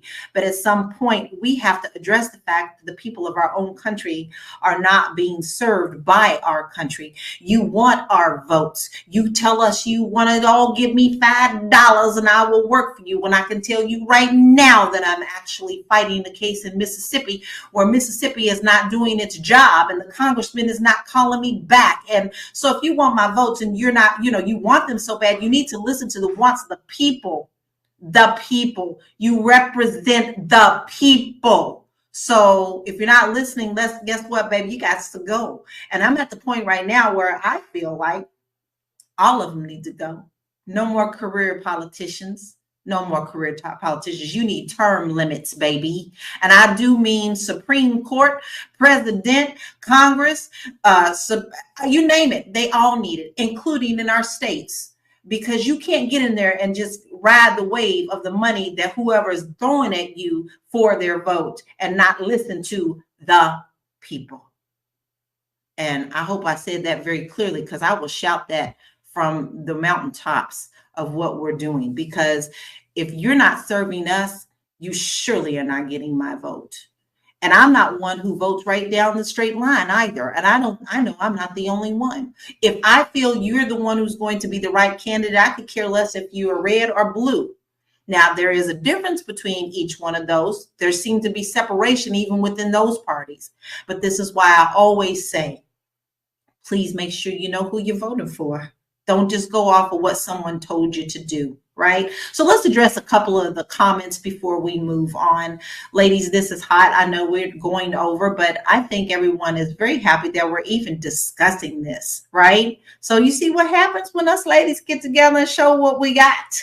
I believe we're a powerful people and we need to put the power in the right place. Rocket Man, Rocky Matrix says, cut off all foreign aid. What would that look like, Rocky? What would that look like? I want to know what that sounds like to you. Don't just throw out things like that and don't give me a solution. I'm always going to call you on it. What's the solution, my friend? McFax says there's no war during Trump administration. Fact.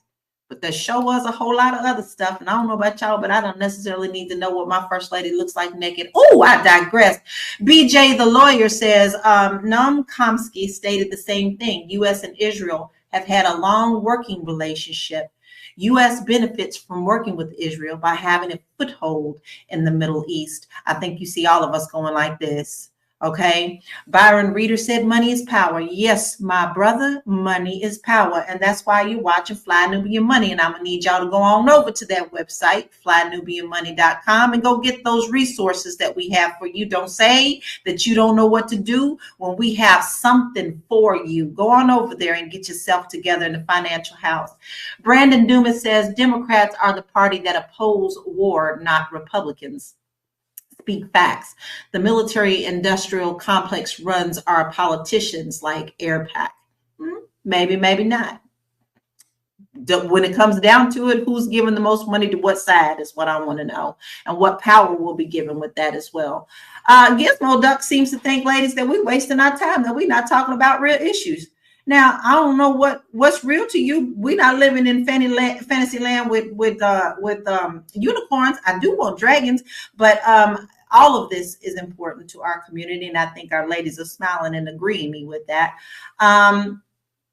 Somebody in this broadcast is not a woman. We ain't going there because we don't do that here. Back up off us. We got this. Common sense is not common, what someone said. And Quicken Dude 09 says Gaza, Afghanistan, Ukraine, Yemen, Iran, all have gotten worse under Biden. All right, that you once again, I'm calling you out. Tell me how. Because I see a lot of them getting the money and a lot of our own communities not getting them. All right, ladies, we have really tackled a lot of that. And guess what? Our president doesn't run those countries. And I can tell you by traveling internationally, the other countries have their own problems. All right, they got their own problems. So you can't blame our administration on other people's administrations as well. So, boy, don't y'all feel like y'all got a lot off of y'all chest today? I do. I feel like at least we address some things that people have been asking us to address. But thing is, you can't address things that weren't put out for us to even research at the time. Now we've had the opportunity to address some of the things that have been put out. So Trump versus Harris, this is our policy face-off. So what is it for us? Because we do have a lot to untackle, but I also believe that you're not going to be able to solve everything in a 4-year term, especially when you jump from one side to the other. Somebody's undoing what somebody did before. So how do we get ahead? All right. So Adrian Smith says, close the border, low tax cuts, rebuild the economy, mass deportation, build that wall. That's what you want to see. I don't believe in the wall. Sorry. BJ, only person in mainstream media I heard mention reparations was Ann Coulter. She said the FBA deserve reparations. We have been talking about reparations for so many years that I feel like it's such an off-topic thing, but let's wind it down, ladies. After all the gremlins decided to come in and fight us, we still got in a good conversation. So, ladies, I want to hear your final thoughts. What do you think we need to do now to move forward and to demand these things for whoever gets into the White House? I'll start with you, Moya. And please tell us where we can find you too before we go. Okay, yes. So I think it's important when we talk about demanded from whoever, there's only one person that's going to ever hear our demands, and that's going to be Vice President Kamala Harris. Donald Trump has already went in there, and he's already said who he's going to be on day one with his belief of a dictator. You guys, they have training videos for Project 2025. I know we haven't talked about that, but they are ready to go. So there's only one group that's a viable group. It does not say Black agenda on the top of her policies, but these policies have a true benefit for what they can do in our community. And so my name is Moya. I have a bit.ly link there. I have nails. You can get them free just because you guys are Black Nubian Queen viewers. You can get them free. You just have to pay for shipping and handling. So that's mine. Queen, I need to know where to get that necklace. Oh my God, I'm over here just drooling off of that necklace because I love it so much. She came with it. What is your final thoughts and where can we find you, Queen? Listen, I know we talked a lot today, but remember, y'all, this is Scamerica. Okay, so we're just putting our wish list and hoping for the best, honey. But I hope that I hope that this episode provided a lot of clarity for everyone on where either party stood on main issues. I hope that you guys enjoyed the perspectives of the different queens. I do think that for me, especially in this election, I'm looking at immigration, I'm looking at healthcare, I'm looking at student loan reform, and I'm looking at what they're thinking about doing with this war, honey, because those are the issues that affect me. If you like me, you like my commentary, you just like me in general, you can find me at wewealthwomen.com, at wewealthwomen on all social media platforms, and listen to my podcast at the We Wealth Women podcast. Awesome stuff, Athena. That is our goddess right there. We love her and her comments. She keeps us laughing all the time. And she always gives us new words that we need to be putting on t-shirts. Scam America and Ghetto Rachi t-shirts coming soon. Told you, another winner. Marlo, what are your final thoughts and where can we find you? So regardless of what any president says that they will do, they plan to do, they intend to do, they cannot do it without that bicameral government, y'all. Do not forget about the people that are running for Congress in your state. Their policies are the most important policies on the ballot because those are the lawmakers. Look at your school board, look at your city council, look at your state government. I'm going to say this every week from now until November the 5th. If you guys are not doing anything else, pay attention to everything that is beneath the presidential race on the ballot for November 5th. Because if you want to support Kamala Harris, you can't support her without getting the right people in Congress. If you don't want to support Kamala Harris, you can't do that without getting the right people in Congress. So I'm going to always push Congress. If you want to know more about me, you can find me on the internet. I create news, informational, and documentary content under my name, Marlo Layson. Or you can find me on Instagram. I am Olra Marlo. That is my first name backward forward with a little underscore. And those are the places that you can find me. Love it. And I love what you do for the communities as well, Marlo. All right, what are your final thoughts and where can we find you? Woo. Well, thank you all, the queens, for this lovely conversation. I loved it. And we definitely need a part two, queens. But my final thoughts are, we have to show up for our local governments. We have to vote for our Senate, for our Congress. Otherwise, I mean, you can have a president in there. If they don't have a Senate or a Congress, they're pretty much it's pointless, really. So let's not just show up at the presidential votes. Let's show up for our local elections. And I always think that that is the most important thing that we can do. Look at who's sitting on your school board. Look at your taxes. Be concerned about, you, so that you can understand how the people that you put in office will help you. And do your research. You can find me at Winter Remodeling Inc. That's my general contracting company. And if you like to travel a lot, please look me up on Instagram, Vigo Paul. I am a luxury travel advisor, and I like to share my love for travel with everyone. Love that. And I love to travel as well because I am the international real estate agent and I specialize in Portugal as well. So get out your box, y'all. Get out your box. Here's my final thoughts. Y'all, don't let them tear us down. We may disagree on some things, but it doesn't mean that we have to take the humanity out of being human.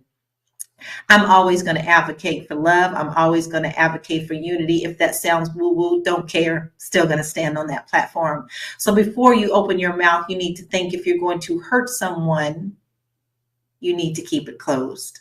So if you can't help, don't harm.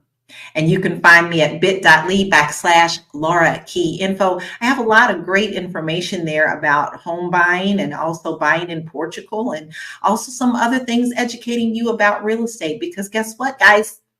Buy land, they're not making anymore. And that's how you can get your foot in the door with generational wealth. We'd like to take this time to say thank you. We absolutely love that you're here. We don't take you for granted. Armando, I don't know if you heard us last time, but we appreciate you being here all the time as well. You're always one who talks to us a lot, and we love that you come and support us. Everybody feels like this is a good show. Some felt like we were wasting time. I don't. We finally addressed some questions that people had, although we couldn't address them all. But if you stay tuned and you make sure that you text the word Queens, QUEENS, to 87948. You'll never miss a show, okay? And then make sure that if you have missed something and you only came in late on this one, go back and watch the replay, or make sure you subscribe to us on Spotify, Fly Nubian Money over there as well. Whew! I feel like I got a whole lot off of my shoulder today, but guess what? My black is beautiful, and so is everybody else on this panel, and so is yours too. We'll see you tomorrow at 1 p.m. Eastern Standard Time, guys. We love you. Peace out. Hello, everyone. I'm Dr. Alicia with Coaching with Dr. Alicia. I want to welcome everybody to Chapter 2 of How to Be an Adult in Relationships. You can get Chapter 1, our discussion on Chapter 1, in the show notes. And I want to get started here because I'm so frustrated. I just started a live a few minutes ago, and for some reason, there was just some audio mess up. But anyway, here we go. This is the real deal here. We are talking about how to be an adult in relationships, and this is 5 keys to mindful loving. So this is for everybody that wants to know, how do I behave when I'm in a relationship with a person? How do I behave when we have conflict and I want to be able to look at this conflict and deal with it in a way that's healthy and that's mature and not be childish? So if you're interested in that, if you feel that you're already an adult in relationships, let's check and see if that's true. We never know if it's true. So maybe you also feel as if you can improve how your relationships operate. Maybe you're thinking, I've noticed these patterns that's happening in my dating life, and I wonder if I am carrying some of the issues I had when I was younger into my current relationship. And I don't know how any of us can't do that. So today we're going to talk about Chapter 2. I do recommend that you go back. If you haven't already read the book for Chapter 1, I do recommend that you go back and take a look at some of the videos of Chapter 1 that we talked about. It goes through all of the 5 keys to mindful loving. What are the 5 keys to mindful loving? I'm not even going to go into that right now, but if you're interested in that, you can definitely find that in the show notes. Okay, so let's move on. I want to talk about Chapter 2. And Chapter 2 is about love and less. That's the title of Chapter 2. So this is interesting as a title for a chapter. And it begins with a quote from Martin Buber. And I did look up who this author was of this quote, and he was a philosophist. And he talked about relationships in a lot of his works. His name is Martin Buber. And this is what he says: a person wishes to be confirmed in his being by another person. Secretly and bashfully, he watches for a yes, which allows him to be, which can come to him only from one human person to another. It is from one human being to another that the heavenly bread of self-being is passed. That's flowery for the fact that you need another person for validation. How do you know who and what you are, if you're crazy or not, if you don't have another person to be a sounding board? I think that's what Martin is talking about here. It is normal for people to seek validation in another person. And you are nothing. You are nothing if you are in isolation. You are nothing if you remove yourself and avoid human contact, right? How you know who and what you are is through contact with another person. And so we'll talk about that today. So I am on page 55. This is Chapter 2. It's working now. All right. I am on page 55 of Chapter 2. And it starts with, we are born with the capacity to feel the whole panoply of human emotions. But that capacity requires activation before we can use it fully. So we were born with the capacity to feel an entire range of human emotions. And this is everybody. I really do think that there's some emotions that a lot of us are uncomfortable with, and I think that I think some of this is embedded in our culture because I get messages from the mainstream society, and a lot of men get messages from mainstream society that only women are emotional and that men are not emotional. But what this is saying is that all of us are born with the capacity to feel a wide range of emotions. And in a way, I think most of us are real comfortable with laughter, with joy, with happiness. And some of us are not comfortable with emotions that are considered negative, such as anger. And I really think that this is a very powerful first statement because it's saying we have the capacity to feel all of this. And so anger is sometimes uncomfortable for a lot of us, but I think that healthy anger is appropriate, right? Think about movements, think about change that occurs in our own lives. Some of it is rooted in feelings of anger. So healthy anger is important. And in the wide range of emotions, I think it is very normal for us to seek validation in another person. So, okay, so he's setting the landscape here. He's also saying that we all have what it takes to feel, but to experience our feelings fully and safely, they have to be validated by someone who mirrors them. Mirroring happens when someone accurately reflects our feelings back to us with a warm welcome. We then know we are understood and it is safe to have and show our feelings.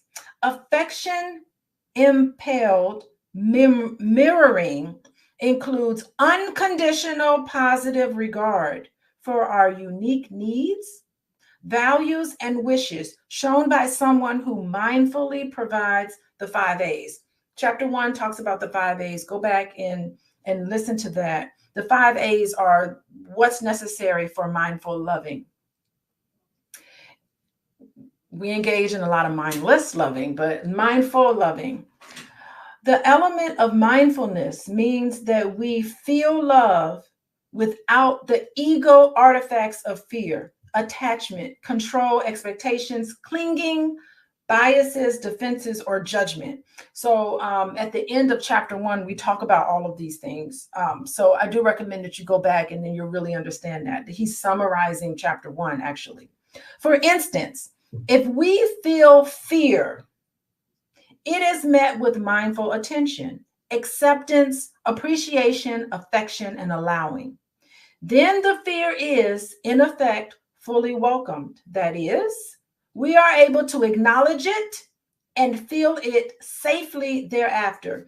Yeah, and I think as a society, this just doesn't happen enough. I think sometimes we're given messages, and I really want to say sometimes I feel like men are given messages that to acknowledge that you're afraid of something is a sign of weakness. No, it's a sign of your humanness. To acknowledge that I'm mad at something or I'm mad at someone. Sometimes women are given messages that we shouldn't be mad at something.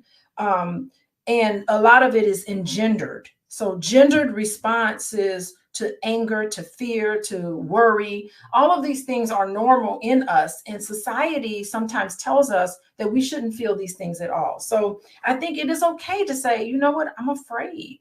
I'm afraid of losing you. I'm afraid of getting on an airplane. Hello, Dr. Vibe. How are you doing? Hello, everyone. How are you doing? So yeah, I really do think that that this sets the tone for seeking validation in all of our feelings and the range of them, and some of them being uncomfortable. Okay, so let's go on to the next page, because they talk about the opposite of mirroring is shame. And I do see a lot of shame. Sometimes if we don't get validation in how we feel, then we're told that our feelings and the way our emotions are inappropriate, therefore we feel inappropriate. So I think that's what I see a lot. It's interesting. I remember doing like a YouTube video with my husband, Dr. Boyce, a while ago, and it was a clip of a woman who didn't want to relinquish her child over to the father. And she was being, rather kind of childish if you kind of look at it from that perspective. But she was saying, I don't know this person. I thought I was giving my child over to you. I didn't know it was to you and this stranger. I did not know this person. And she was demonstrating fear, right? But I think in that moment, it got into a tussle. And the audience of people, as my husband and I were discussing this scenario, everybody in the chat was really coming down on her really hard, saying, oh, she's isolating. She's, just really having negative things to say. And I was trying to get into what was she feeling in that moment. And I think some people got it, but other people were thinking that I was agreeing with this lady, and so that's one of the biggest differences that I know that this book is talking about. Understanding how someone feels does not mean that you agree with how they feel. Like, if I was in her shoes, I would have done a whole lot of things differently, right? But it's not my job to judge it, to make her feel ashamed of how she felt. I got the impression that maybe she was afraid.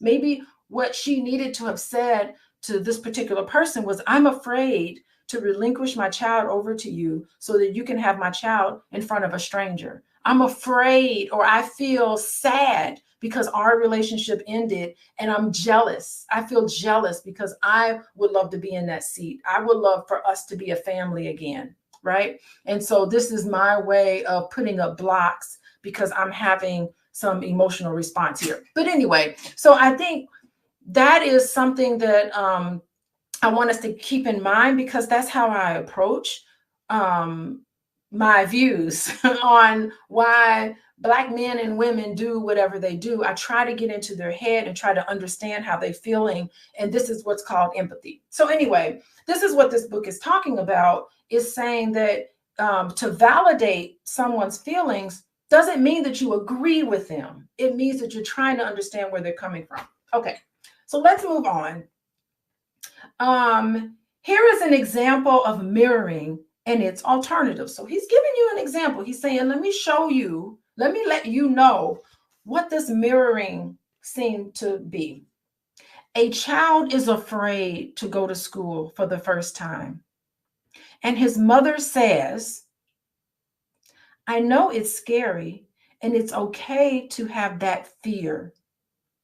I'll come to school with you today and stay with you for a while. When I come home, I'll be thinking about you. That's interesting. That's saying, even though we're not together, you're going to be on my mind. I know that you're afraid. I'm going to accompany you, but you still have to go to school, right? You're not going to let fear keep you from going to school, but it's validating. It's the mom is saying, I see that you're afraid, but I'll accompany you. That's what I'm willing to do, but you're still going to go to school, right? But as you're in school, I'm going to be thinking about you. And I think that's beautiful. And for a lot of parents, you can say, I'll be praying for you. It's like, I will keep you in my prayers and my thoughts.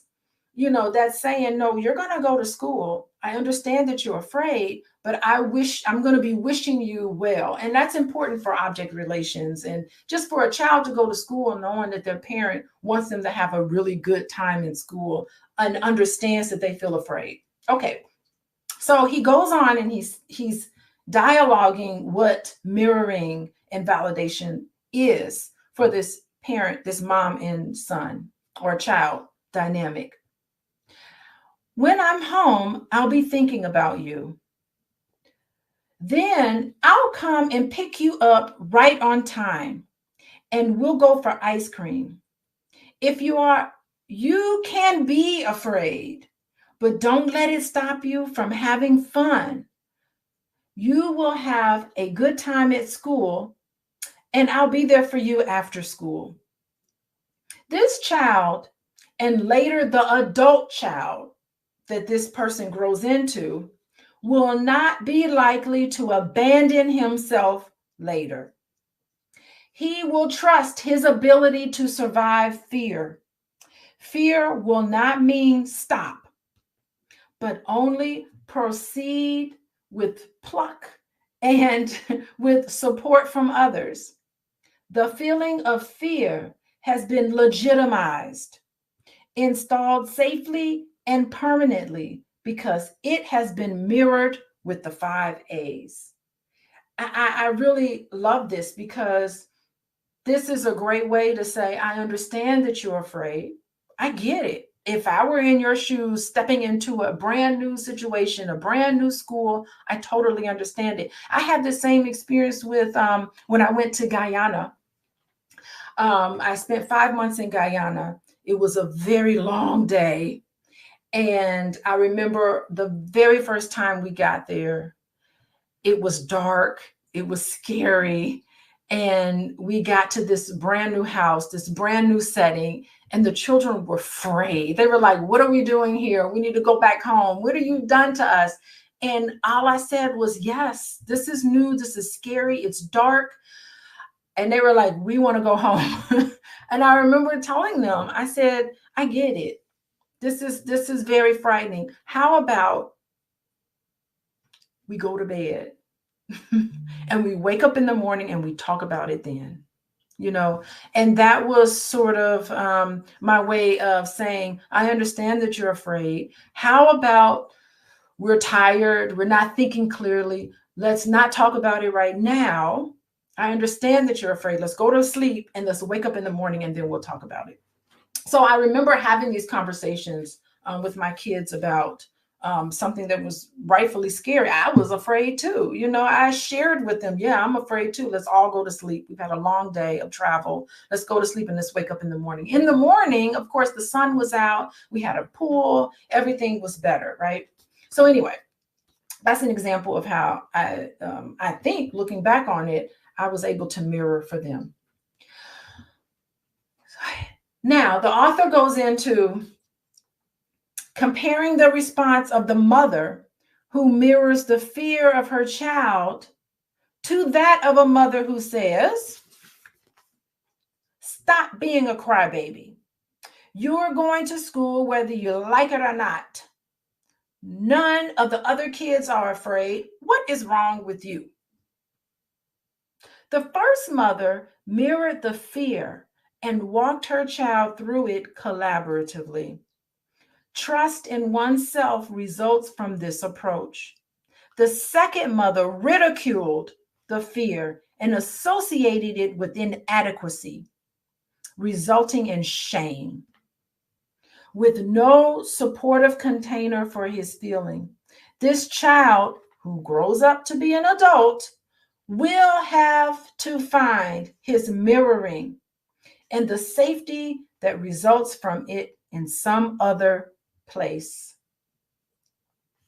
Mirroring can also come in response. Okay, before I move on, I just want to say this sense of shame.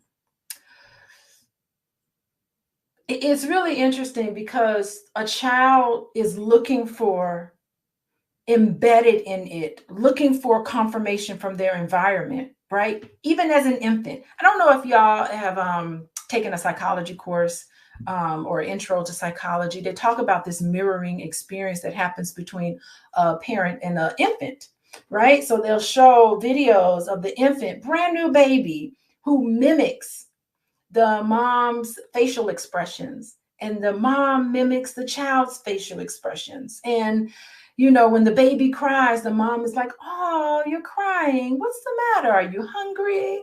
You know, are you wet? And this mirroring experience is embedded in the child.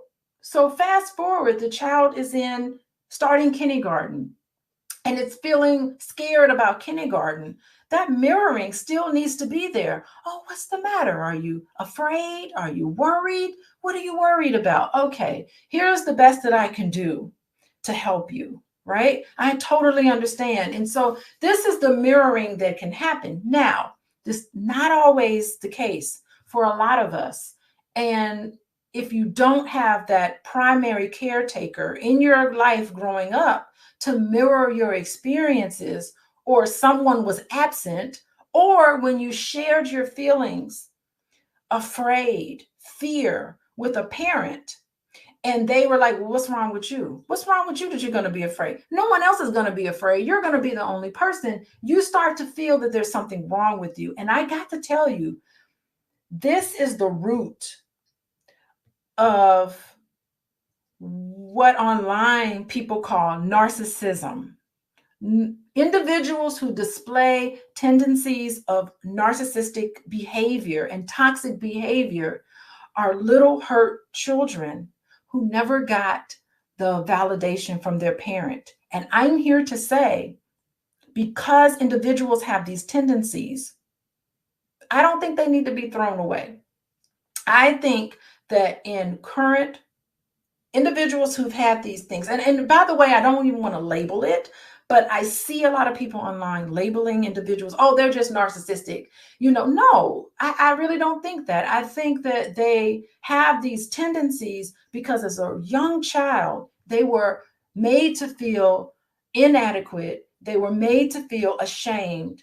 And I also know and believe that in healthy current relationships, they can grow to heal, right? And I'm not one of those therapists who feel like because you have these toxic traits or what's called narcissistic traits, I don't think that you should be thrown away and isolated somewhere and never have a relationship. I think all of us, every single one of us, hey, everybody who's joining me, I'm Dr. Alicia, all of us have to some extent missed opportunities of being validated when we were children. There's no such thing as a perfect childhood. There's no such thing as a perfect nothing.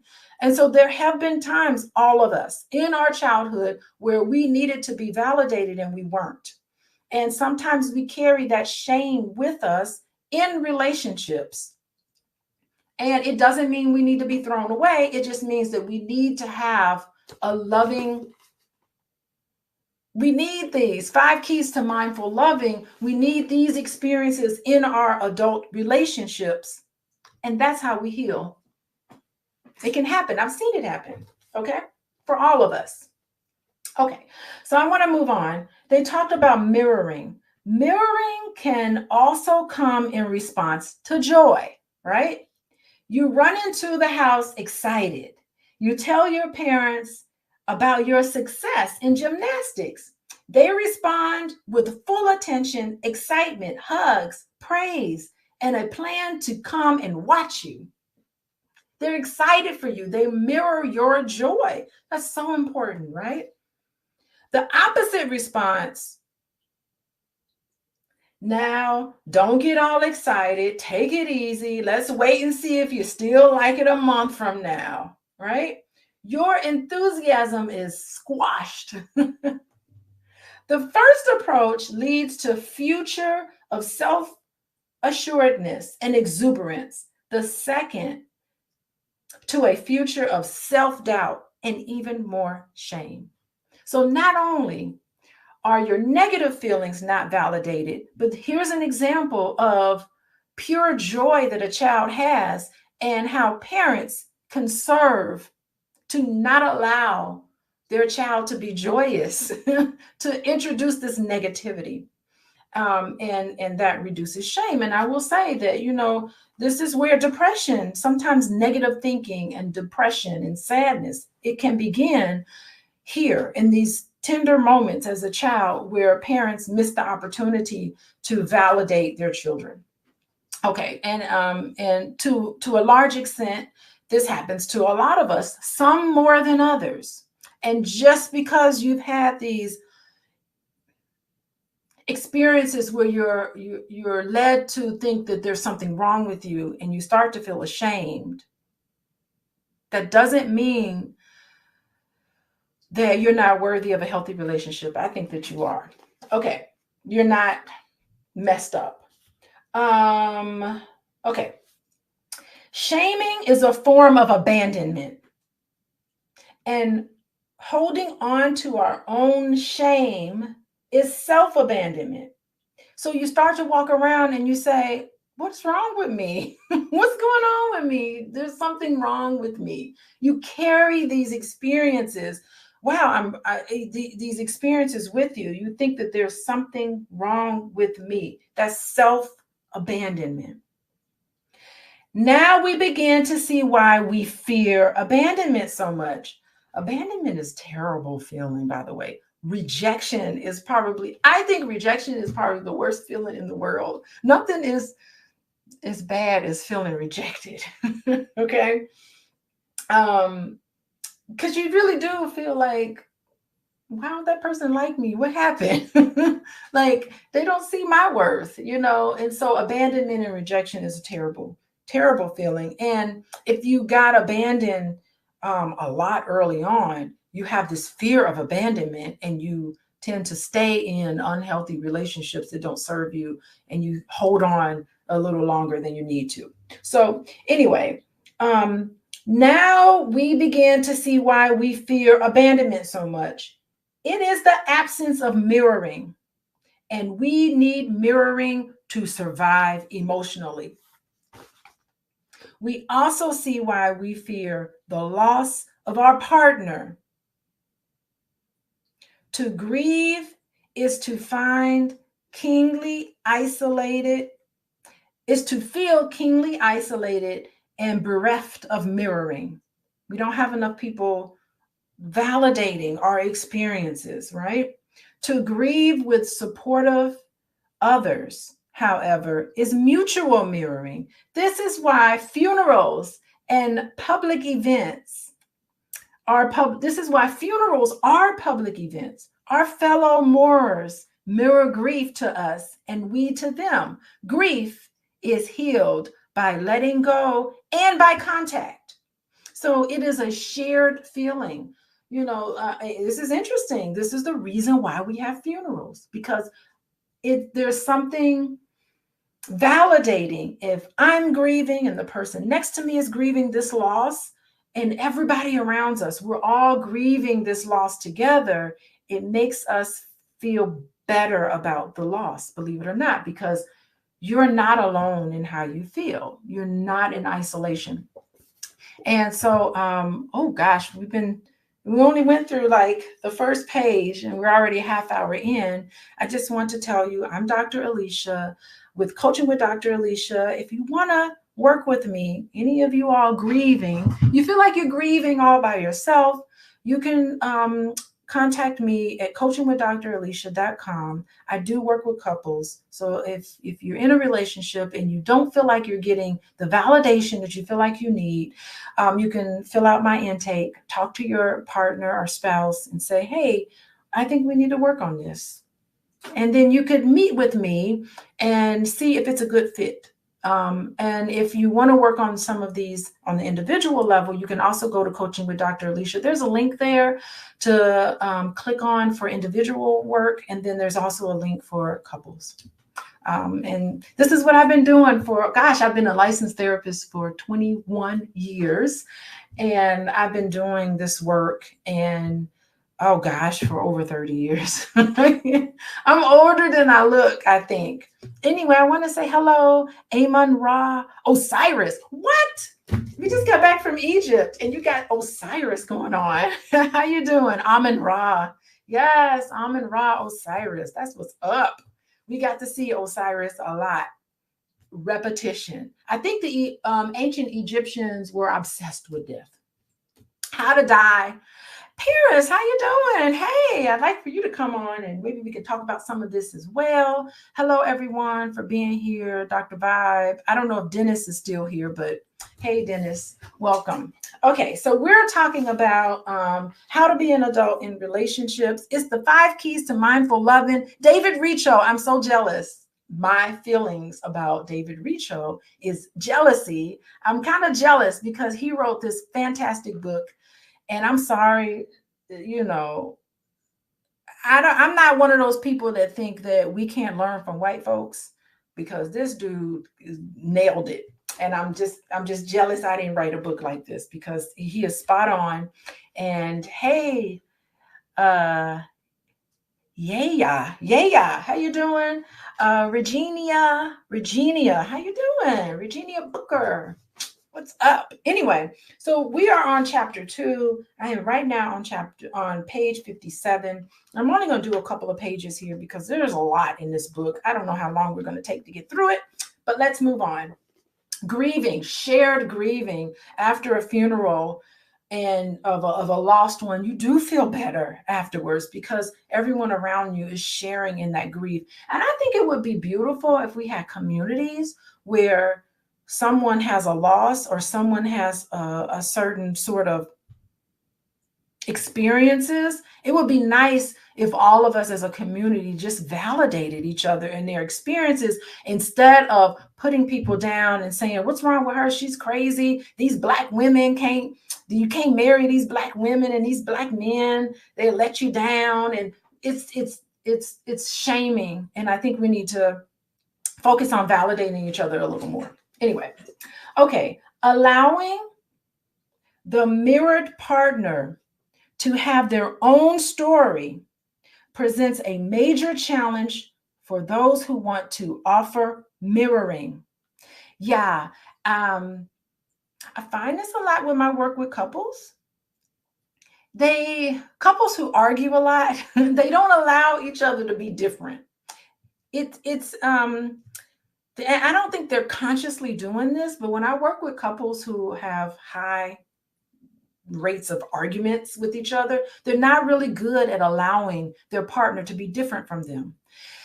Yes, you just had this experience, but you have to understand that your partner has one experience, okay? And you have a different experience. So allowing difference in experiences and knowing that, okay, this is my version of what's happened.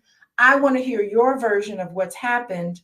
And I think, that is something that we need to just know. Just know that when there's an experience that's happened between you and your partner, understand that your story is your version of the story, and that your partner could have a totally different version of that story. It doesn't mean they're lying. It doesn't mean they're manipulating you. It just means that there's a difference. And can you allow difference in relationships?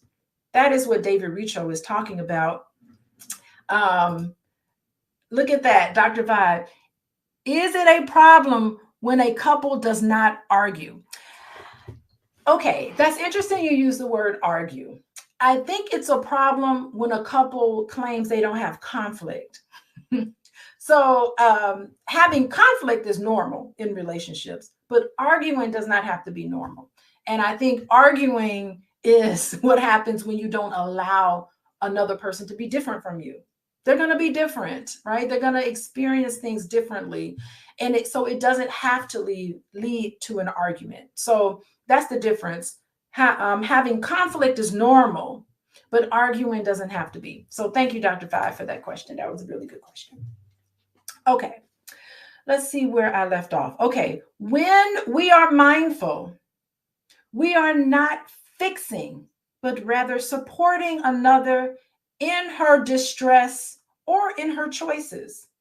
We respect her freedom and yet stand by if she needs a hand. This is the same protocol we follow in parenting, particularly older adolescents. Lord, they like to be independent. So you older adolescents love to be independent. And I think that we need to understand this as parents. I have older adolescents in the house, so I'm feeling this right now, right? You have to allow them to be independent because that is normal in their development. How are they going to figure out who and what they are if they're not allowed to make a mistake? right? So you have to allow this without fixing it, right? All right, so older adolescents, we do not stand by and let them be hurt. We inform them of the possible consequences. Yeah, my daughter, school is starting back and she's coming up to me. Actually, at the end of she's in her senior year. At the end of her junior year, she had to pick classes for her senior year. And she's like, Mom, what classes should I pick? And I'm like, okay. And we went through the whole thing. All I did was lay out for her the pros and cons of picking the classes. But ultimately, I said, you make the choice about what classes you want to take your senior year. And what you want to do your senior year, it's on you. But I was there for her in helping her think through some of the consequences. Well, if you pick this class, that's going to mean this. If you pick another class, it's going to mean this. So just laying out the consequences, what type of experience she wants her senior year, and if that's something she wants to sign up for. But ultimately, I kind of allowed her to choose what classes she's picked. But we had that conversation. And I think that's important for her to follow the possible consequences of choosing her own classes. But I'm not going to leave her out there to pick her classes on her own. I'm going to give her guidance. I'm going to inform her of the consequences of her choices. But ultimately, she's got to make her bed and she's got to lie in it. And that's how you learn. Let's see what the author says. Informing them of the possible consequences. Yet once they have the information, we do not stop them from making choices that may even hurt them. Wow. A mother cannot prevent her daughter's mistakes, but can help her deal with their consequences. Lord, see, this is where the helicopter parenting steps in. So that's really interesting because I was helping my daughter. She wanted to get her hair done a certain way. And I was like, that's kind of tricky. You're spending a lot of money on getting your hair done. And she went ahead, got her hair done, and she did not like it. And she wasted her money. And my thing was like, well, now those are the consequences of going to a new hairdresser. It is possible. And she paid for it with her own money. And I said, it is possible that this would be the particular outcome. And now you know. And it was a costly mistake for her because it came out of her hard-earned money.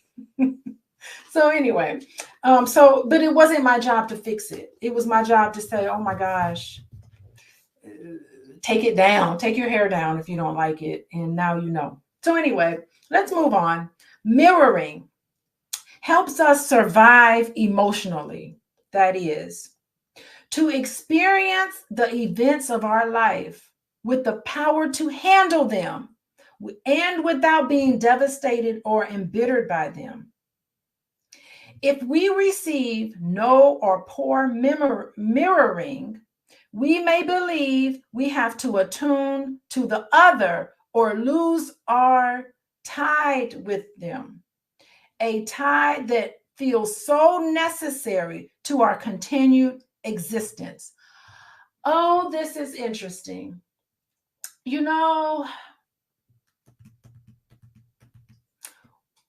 When you're led to feel ashamed of being afraid, for instance, you actually do abandon yourself. When you abandon your emotions and your feelings behind the emotions, and there was never somebody there that could mirror that could validate you when you were growing up, you learn, I can't be my authentic self and be accepted.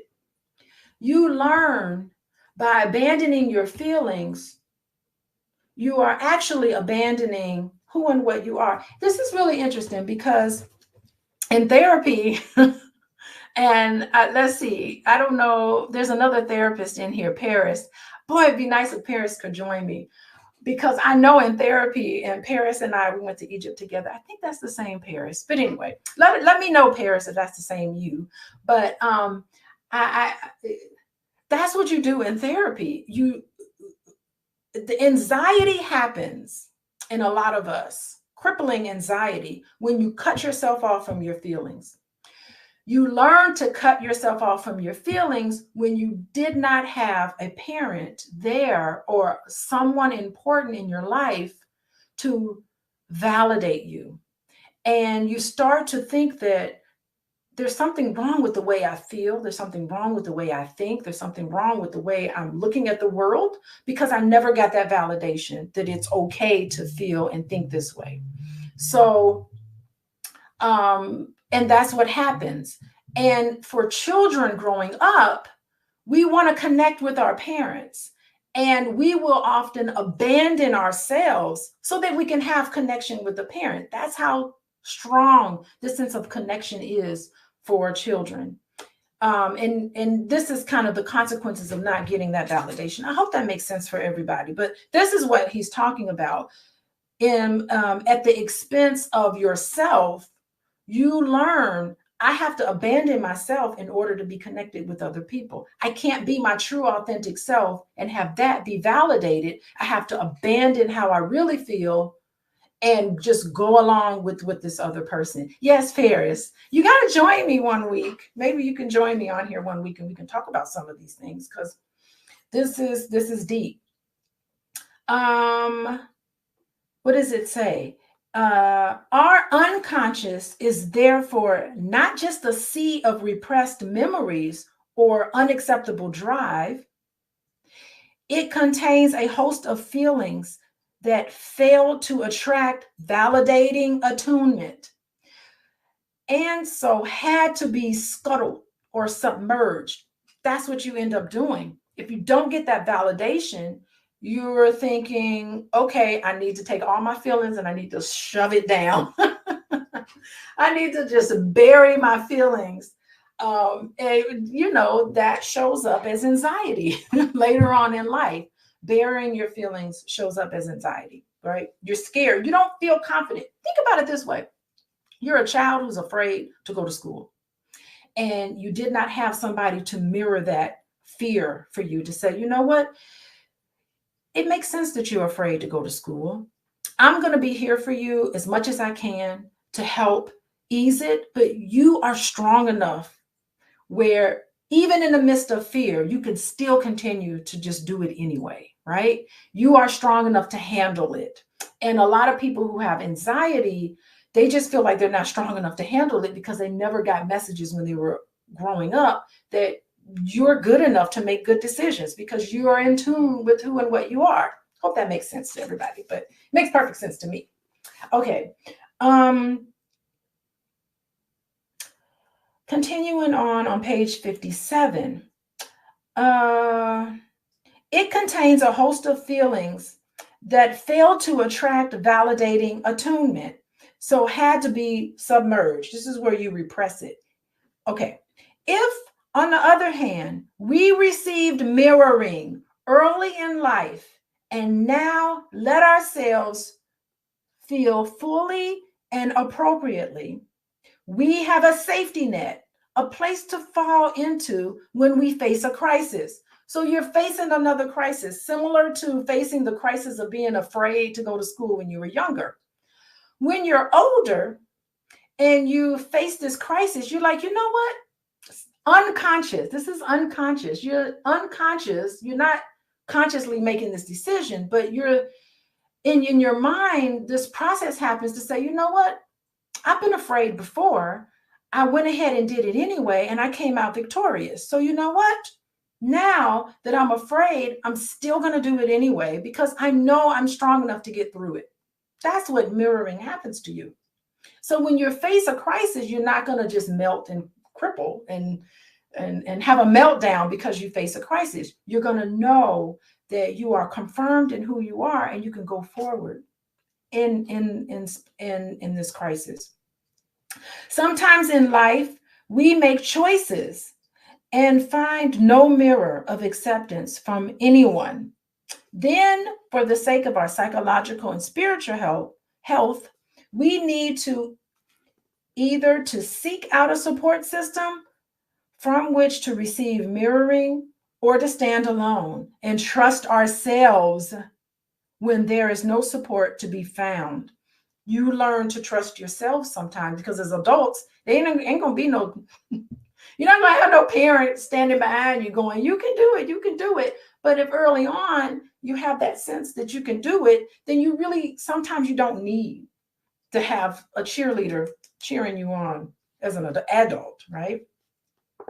Can I stand in the moonlight and feel its reflection as nature's mirroring of me and let that be enough for now? Ooh, that's powerful. How y'all feeling? How y'all doing? I am Dr. Alicia with Coaching with Dr. Alicia. I just want to let you know that we are looking at how to be an adult in relationships, the 5 keys to mindful loving. Let's see here. I'd like for everybody to text LOVE, LOVE, to 87948. Be sure to do that. Be sure to follow me on Instagram, Coaching with Dr. Alicia on Instagram. And that's the best way to keep a hold of me. And to go to coachingwithdralicia.com if you're interested in working with me. I will mirror you. I will validate your feelings. And it doesn't mean that I agree with your feelings. It just doesn't mean that I agree with everything that you say. It just means that I totally understand where you're coming from. And probably if I were in your shoes, given your circumstances, I'd do the same thing too. So this is just an example of validating doesn't necessarily mean agreement. And who cares about that anyway? Who cares? So anyway, hey, thank you. Hey, I got a comment. Cherie. Ooh, Cherie's on the beach somewhere. That's nice. This is the way to becoming a mature, functioning adult. I'm here for it. Yeah, and I think that if you follow the mindful loving, I think it's the best way to approach dating. If you are interested in someone and you're out in the dating world, if you follow the 5 keys to mindful loving and you do all of these things for another person, that person will fall in love with you. Just saying. That's what you do if you're dating. Okay, let's move on. Healthy adults appreciate those who mirror what was left unmirrored in childhood. I love this, because just because you didn't get it in childhood doesn't mean that you're some narcissistic fool who needs to be thrown away. No, it says that you can have a corrective experience in current relationships. I think that's awesome. Veronica, sometimes God is the only cheerleader we need. Okay. I think to add to that, Veronica, let's look at Veronica's comment. I think to add to that, I think God speaks through us. And sometimes you will get a cheerleader in your real life as a real person, because I'm cheering you on. It's the God in me that sees the God in you that's cheering you on, right? And I think I'm adding to your very astute statement, Veronica. Okay. All right. Adults appreciate those who mirror what is left unmirrored in childhood. Healthy adults. Unhealthy adults try to siphon what they need from others. Oh, they use people. In mature relating, we find people who mirror us. We discover the same mirroring powers within ourselves and then show them to others as well. As you mirror me, I learn to assume your function. It is like copying a recording and still having the original of it. Okay, so when you give that mirroring, it is kind of like a synchronous event. We mirror each other, you mirror me. Interesting. Some parents fear their children's feelings. Yes, that is very interesting. Some of us, this gets into the psychology of why parents may fail in validating their children's feelings, and sometimes parents do fail in validating their children's experience because maybe they themselves are not comfortable. So if you're not comfortable dealing with fear, how are you going to validate that in your children? Right? If you're uncomfortable, if you were never validated in your own fear, and your child comes to you and they're afraid, you can't give to them what you never received. And so I think this is just a conscious reminder to say, you know what? My child is coming to me with a very valid emotion and feeling. And I know it's stirring up in me something uncomfortable. I'm going to recognize this and examine this. And you can make the conscious decision to say, wow, feeling afraid is really uncomfortable, and consciously make the decision to go ahead anyway and validate your children. I think that if you become comfortable with your own feelings, you can help other people become comfortable in their complex feelings. And so this is interesting. This book is interesting because some parents fear their children's feelings. Wow. When a son says to his father, "You don't understand," he may mean, "I can't show you my feelings because you can't handle them." He is protecting his father, wow, from ever having to face those frightening feelings. So children can pick up. Wow, that's heavy. Children can pick up when their parents are uncomfortable with what's going on with them. And to protect their parents, they don't even want to talk about it sometimes. That's pretty heavy. That's heavy because I'm thinking mirroring is happening with parent to child, but mirroring is also happening from child to parent because they can sense, wow, my father doesn't understand how I'm feeling because I'm watching him be uncomfortable with his own feelings. That is heavy. Think about that for a second. Anyway, that's pretty deep. We may stay in this role all of our lives. Oh my goodness. So we feel, this is why people grow up and they feel responsible for another person's feelings. Like they have to be the person to fix it because I'm going to suppress how I'm feeling and what I'm going through because I don't think this other person can handle it. Whew, jeez, that's deep. So we stay in this in our own lives, implicitly believing that some people are too fragile to receive our feelings. Wow. When we despair of mirroring and of the possibility of trusting in others, we despair the very thing that make intimacy possible.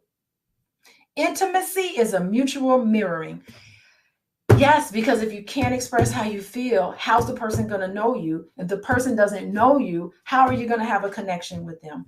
And I'm going to tell you, I really think that a lot of men do this in their relationships because so many men get the message that how their feelings of fear, their feelings of healthy anger, it's just always told that they're wrong and they shouldn't feel these things. And men, as a result, I'm saying men for sure, because we're given these messages, men as a result feel alone and isolated, even in a relationship. They feel like they don't have anybody that they can talk to, that they could really show themselves to. Like if I tell my spouse that I'm afraid of failing, then maybe that person won't love me anymore. And maybe that person will look down on me and make me feel ashamed. And what happens is that you lose connection with that person. And it is a wonderful feeling to be totally accepted in all of your complex emotions, to feel absolutely loved and accepted. And if you feel like your partner makes you feel ashamed, dang, how are you really going to connect, and where's the intimacy? I don't know. That's heavy for me. I don't know how y'all feel. I feel that's heavy. That's heavy for me. Intimacy is mutual mirroring. And part of intimacy is saying, I see your flaws, but I love you anyway. It's okay. It's like you make these mistakes and you have shortcomings, and you have someone that could just say, I love you anyway. It is that sort of feeling that really makes you feel connected with another person. I don't know. That's deep. That's deep for me. Okay. Let's move on. The 5 A's. It is now clear. Address one essential need, and that is the need for mirroring. This is attunement, the perfect pitch of emotional acceptance and support. When our feelings as children are minimized, prescribed, or disregarded, we can't hear the full range of feeling tones, and a part of us becomes inert and numb. Part of us becomes numb. Wow. Imagine the joy we feel when someone comes along who welcomes and loves us with all of our feelings. A relationship with such a person opens and releases us. In other words, it works. It supports and enriches and insights of self-psychology, which focuses on the healing power of sustained empathetic attunement, mindfulness in relating. On the other hand, how crushed and disappointed we feel when we attach ourselves to someone whose love turns out to be a hoax. I was talking to Dr. Boyce today about this very passage, and I think I inspired him to do a whole YouTube video on it. But isn't that what the Democratic Party does to us every election cycle? I get the sense that Black people as a whole in this country, we are the only group of people that never received reparations, by the way. Every other group has experienced reparations. We're the only ones that's never done it, that's never had reparations. And I think that every election cycle, to some extent, the Democratic Party knows and tries to attune with us and tries to tell us, we hear you, we understand what you're doing. Here's what we promise we're going to do, or maybe not even give you a promise. All they're doing is listening to us as Black people, and all of the police brutality, gun violence, all of these issues that we have been faced with for years and months and years and decades. They talk to us. They come to our churches. They talk to our celebrities. They talk to our entertainers, and they're attuning to us. They're reaching out to us, and they're saying, we need your vote. And with your vote, we're going to help things become better for you and your people. We feel you. We understand you. We will help you. And us as Black people, we really are like, okay, they get us. They understand us. But how many times have we, let me quote, crushed and disappointed because we feel we have attached ourselves to someone whose love turns out to be a hoax? It's a hoax. Who shows no real acceptance of what we feel or who we are.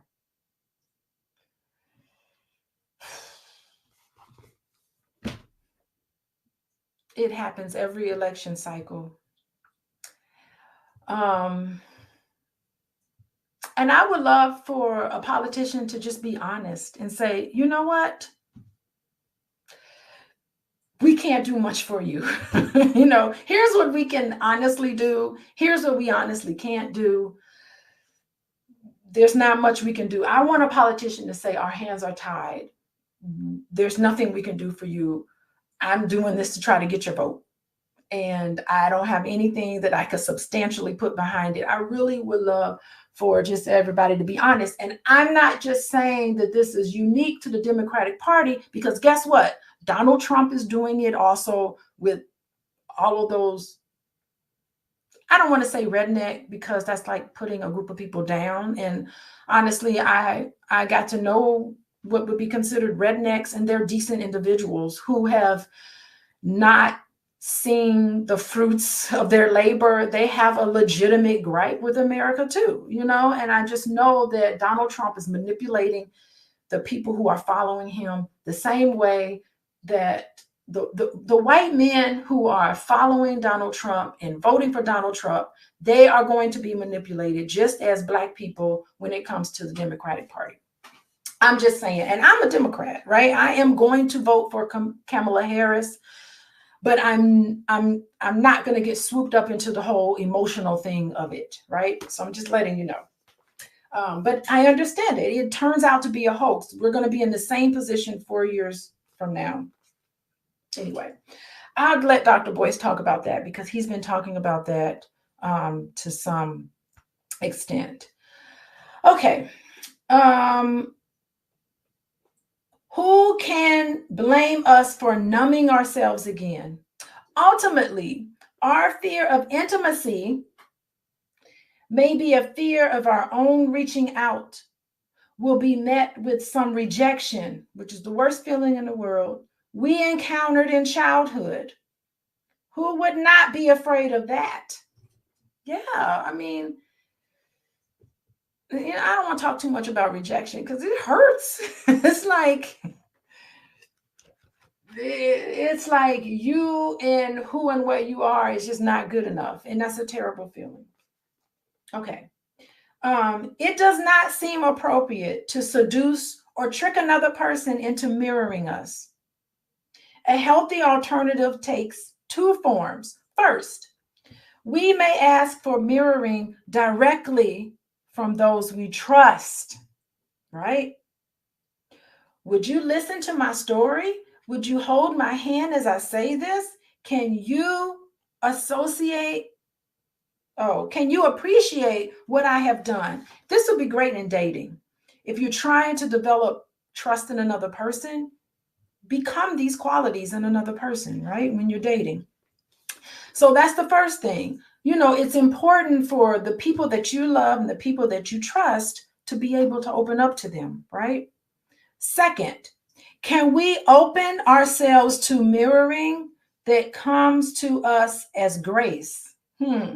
A spontaneous gift from others and from the universe. Yes, nature mirrors us too. It is holding us right now. Since we inhabit a generous universe, we are indeed receiving mirroring, and our challenge is to notice it. Wow.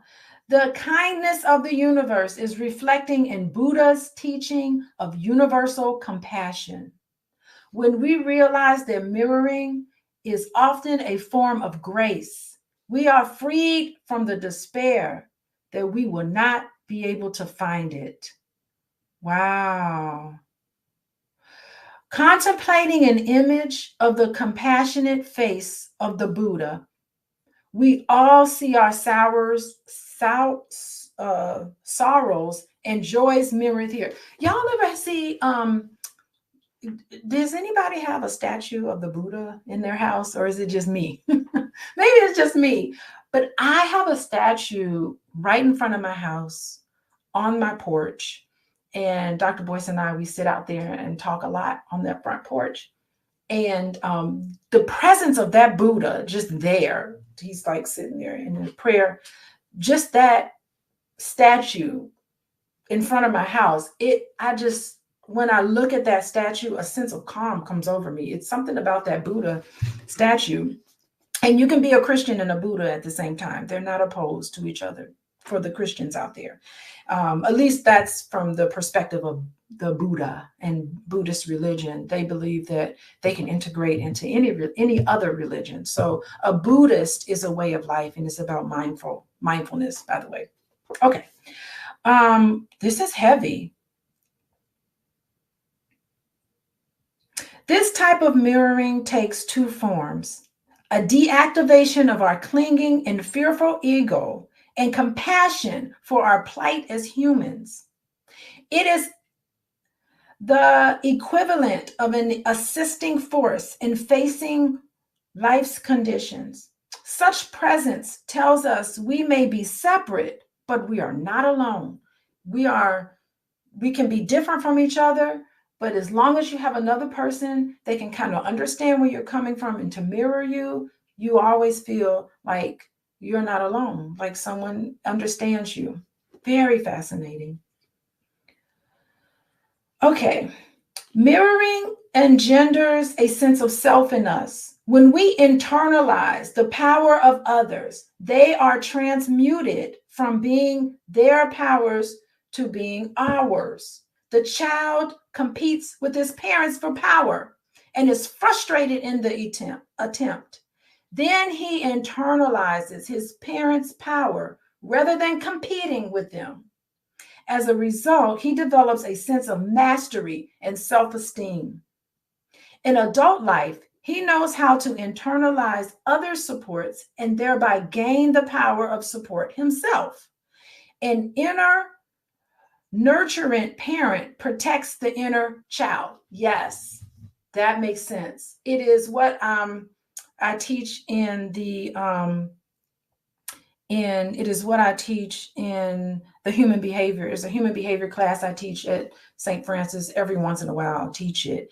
And they talked about how it's called object relations. So when you are able to give your children a sense of safety and a sense of confidence in who and what they are, when you're not around, they carry you with them. It's funny, when my son went to college, for the first time, he's leaving home for the first time, and he would call me and he'd say, it's interesting, I'm having these different experiences in college, but I could hear your voice in my head. I could hear you, not like he's got schizophrenia, but he carries a piece of me with him. He's saying, wow, I remember you talking about some of these things, and I carry that with you. So that's what we do as adults. We carry what our parents have taught us, becomes internalized in us, and it becomes who and what we are, and we carry them with us. Even if they're not there physically, right? We carry this with us. Carla, yeah, you're asking about the book. I guess I do need to talk about that. We are reading from How to Be an Adult in Relationships, the 5 Keys to Mindful Loving. We are on chapter 2. If you're interested in chapter 1, it's in the show notes. So you can go back and see what you missed in terms of chapter 1. But here I'm starting chapter 2. We're kind of at the end here. Yeah. So last paragraph. In the practice of devotion to Avalokiteshvara, there's some long word here I can't pronounce. The Bodhisattva of compassion. The initiate begins by honoring the Bodhisattva and ends by acknowledging that there is no distinction between them. Indeed, a shrine to Bodhisattva or a saint can be seen as a mirror of what we are in our essential nature. Oh, that's deep. That is our Buddha nature. Christ's consciousness, the breath of God, resembling what Carl Jung, I love me some Carl Jung called the higher self. We can also call that the divine heart center of ourselves. We are mirrored by the divine because our humanity includes divinity that can never be damaged or diminished. This is a spiritual implication of mindfulness, which can free us from a limiting identification with our ego and awaken us to a richer sense of our oneness with nature and the divine. Oh my goodness, I cannot agree with that more. Let me tell you, it's interesting that they bring out these long drawn out words that I can't pronounce in this book, because this is based on Hindu religion. Let me tell you something. Have y'all ever been to a Hindu temple? Anybody been to a Hindu temple, or is it only me? I had the privilege of going to a Hindu temple and I was blown away. If anybody knows me, they know that I am obsessed with learning about the subconscious mind. I believe that any and everything that we could ever want is embedded in us, and we have to figure out ways to draw it out of us. And nothing does it more than symbols. And I will tell you that one time I went to a Hindu temple. If you ever get invited to go, rearrange your schedule and go. It is the most beautiful place you ever want to be. And that particular time that I went, was a Saraswati. I'll never forget her name. Saraswati. They were doing a Saraswati sort of ceremony for her. And Carla, you've been to a Hindu temple. It is the most. Write in the chat what that experience was like for you. It was the beautiful experience for me. Saraswati is she's the goddess of wisdom and knowledge. And it dawned on me, it was a really kind of like a way of drawing out in us wisdom and knowledge. So really what I'm saying is that all of the deities represent a quality that's embedded in us. So if you want to be wise in your choices, if you want to have wisdom and knowledge, get an image of Saraswati up there, because Saraswati is a representation of what's in us.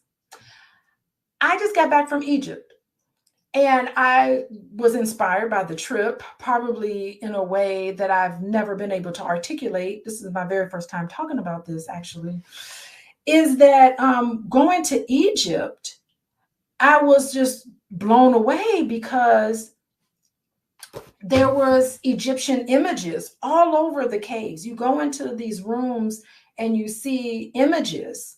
You'll see, wait, let me see if I can look up as an example of some of the images that you get in Egypt.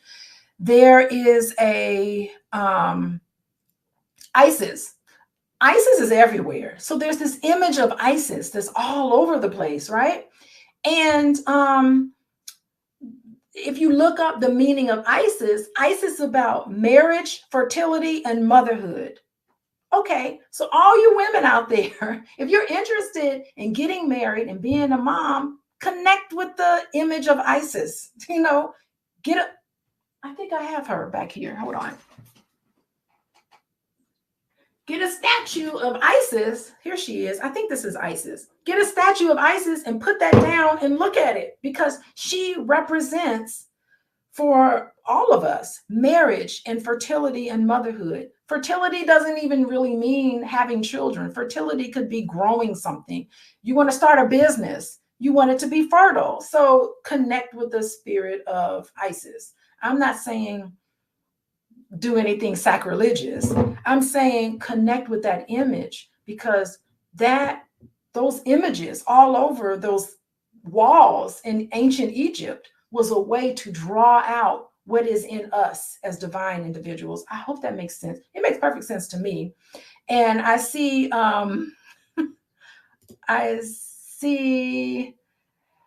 Ayurvedic practice. Yeah, Ganesha is your favorite. Ganesh. Good. Thank you, Rhonda. Ganesh. Okay, suppose you have blocks. Suppose you want to do something and become something, and you find blocks in your way. Connect with Ganesh. Ganesh is what? Ganesh is like the little elephant, right? The Ganesh. Connect with Ganesh, because Ganesh is known to clear away blockages. It's a way of drawing out the qualities that you want inside yourself. So if you're going through life and you find that you're stuck, Ganesh is a wonderful Ayurvedic practice to get you unstuck, because Ganesh is all about getting yourself unstuck. I don't know. It makes perfect sense to me. I hope it makes sense to you. I think we're going to end here. It's been a while. We've been going through this. We're going to start next week. I think I'm available. I'm available next week. We're going to start on page 60 of our book, How to Be an Adult in Relationships, the 5 Keys to Mindful Loving. If you want to be married and start a family, connect with Isis. If you're stuck in your relationships, or if you feel stuck in your life in any way, connect with Ganesh. I mean, these are just representations. All of the deities are representations of what's in us. So we can become whatever we want to become. And anything that's getting in our way of becoming what we want to become, you can use these symbols to draw out in you. And Rhonda says, I loved it. It resonates. All that you share. So please enjoy. Kemet. Yes, ancient Kemet in Egypt. It was inspiring to me. And I haven't even begun processing everything with Egypt, my trip to Egypt, but I will be processing and probably incorporating it into my book club. So this is my book club, How to Be Adult in Relationships. Give David Risho his money because he deserves it. I'm still jealous. I didn't write a book like this, but it is beautiful. And I think that we can learn from this.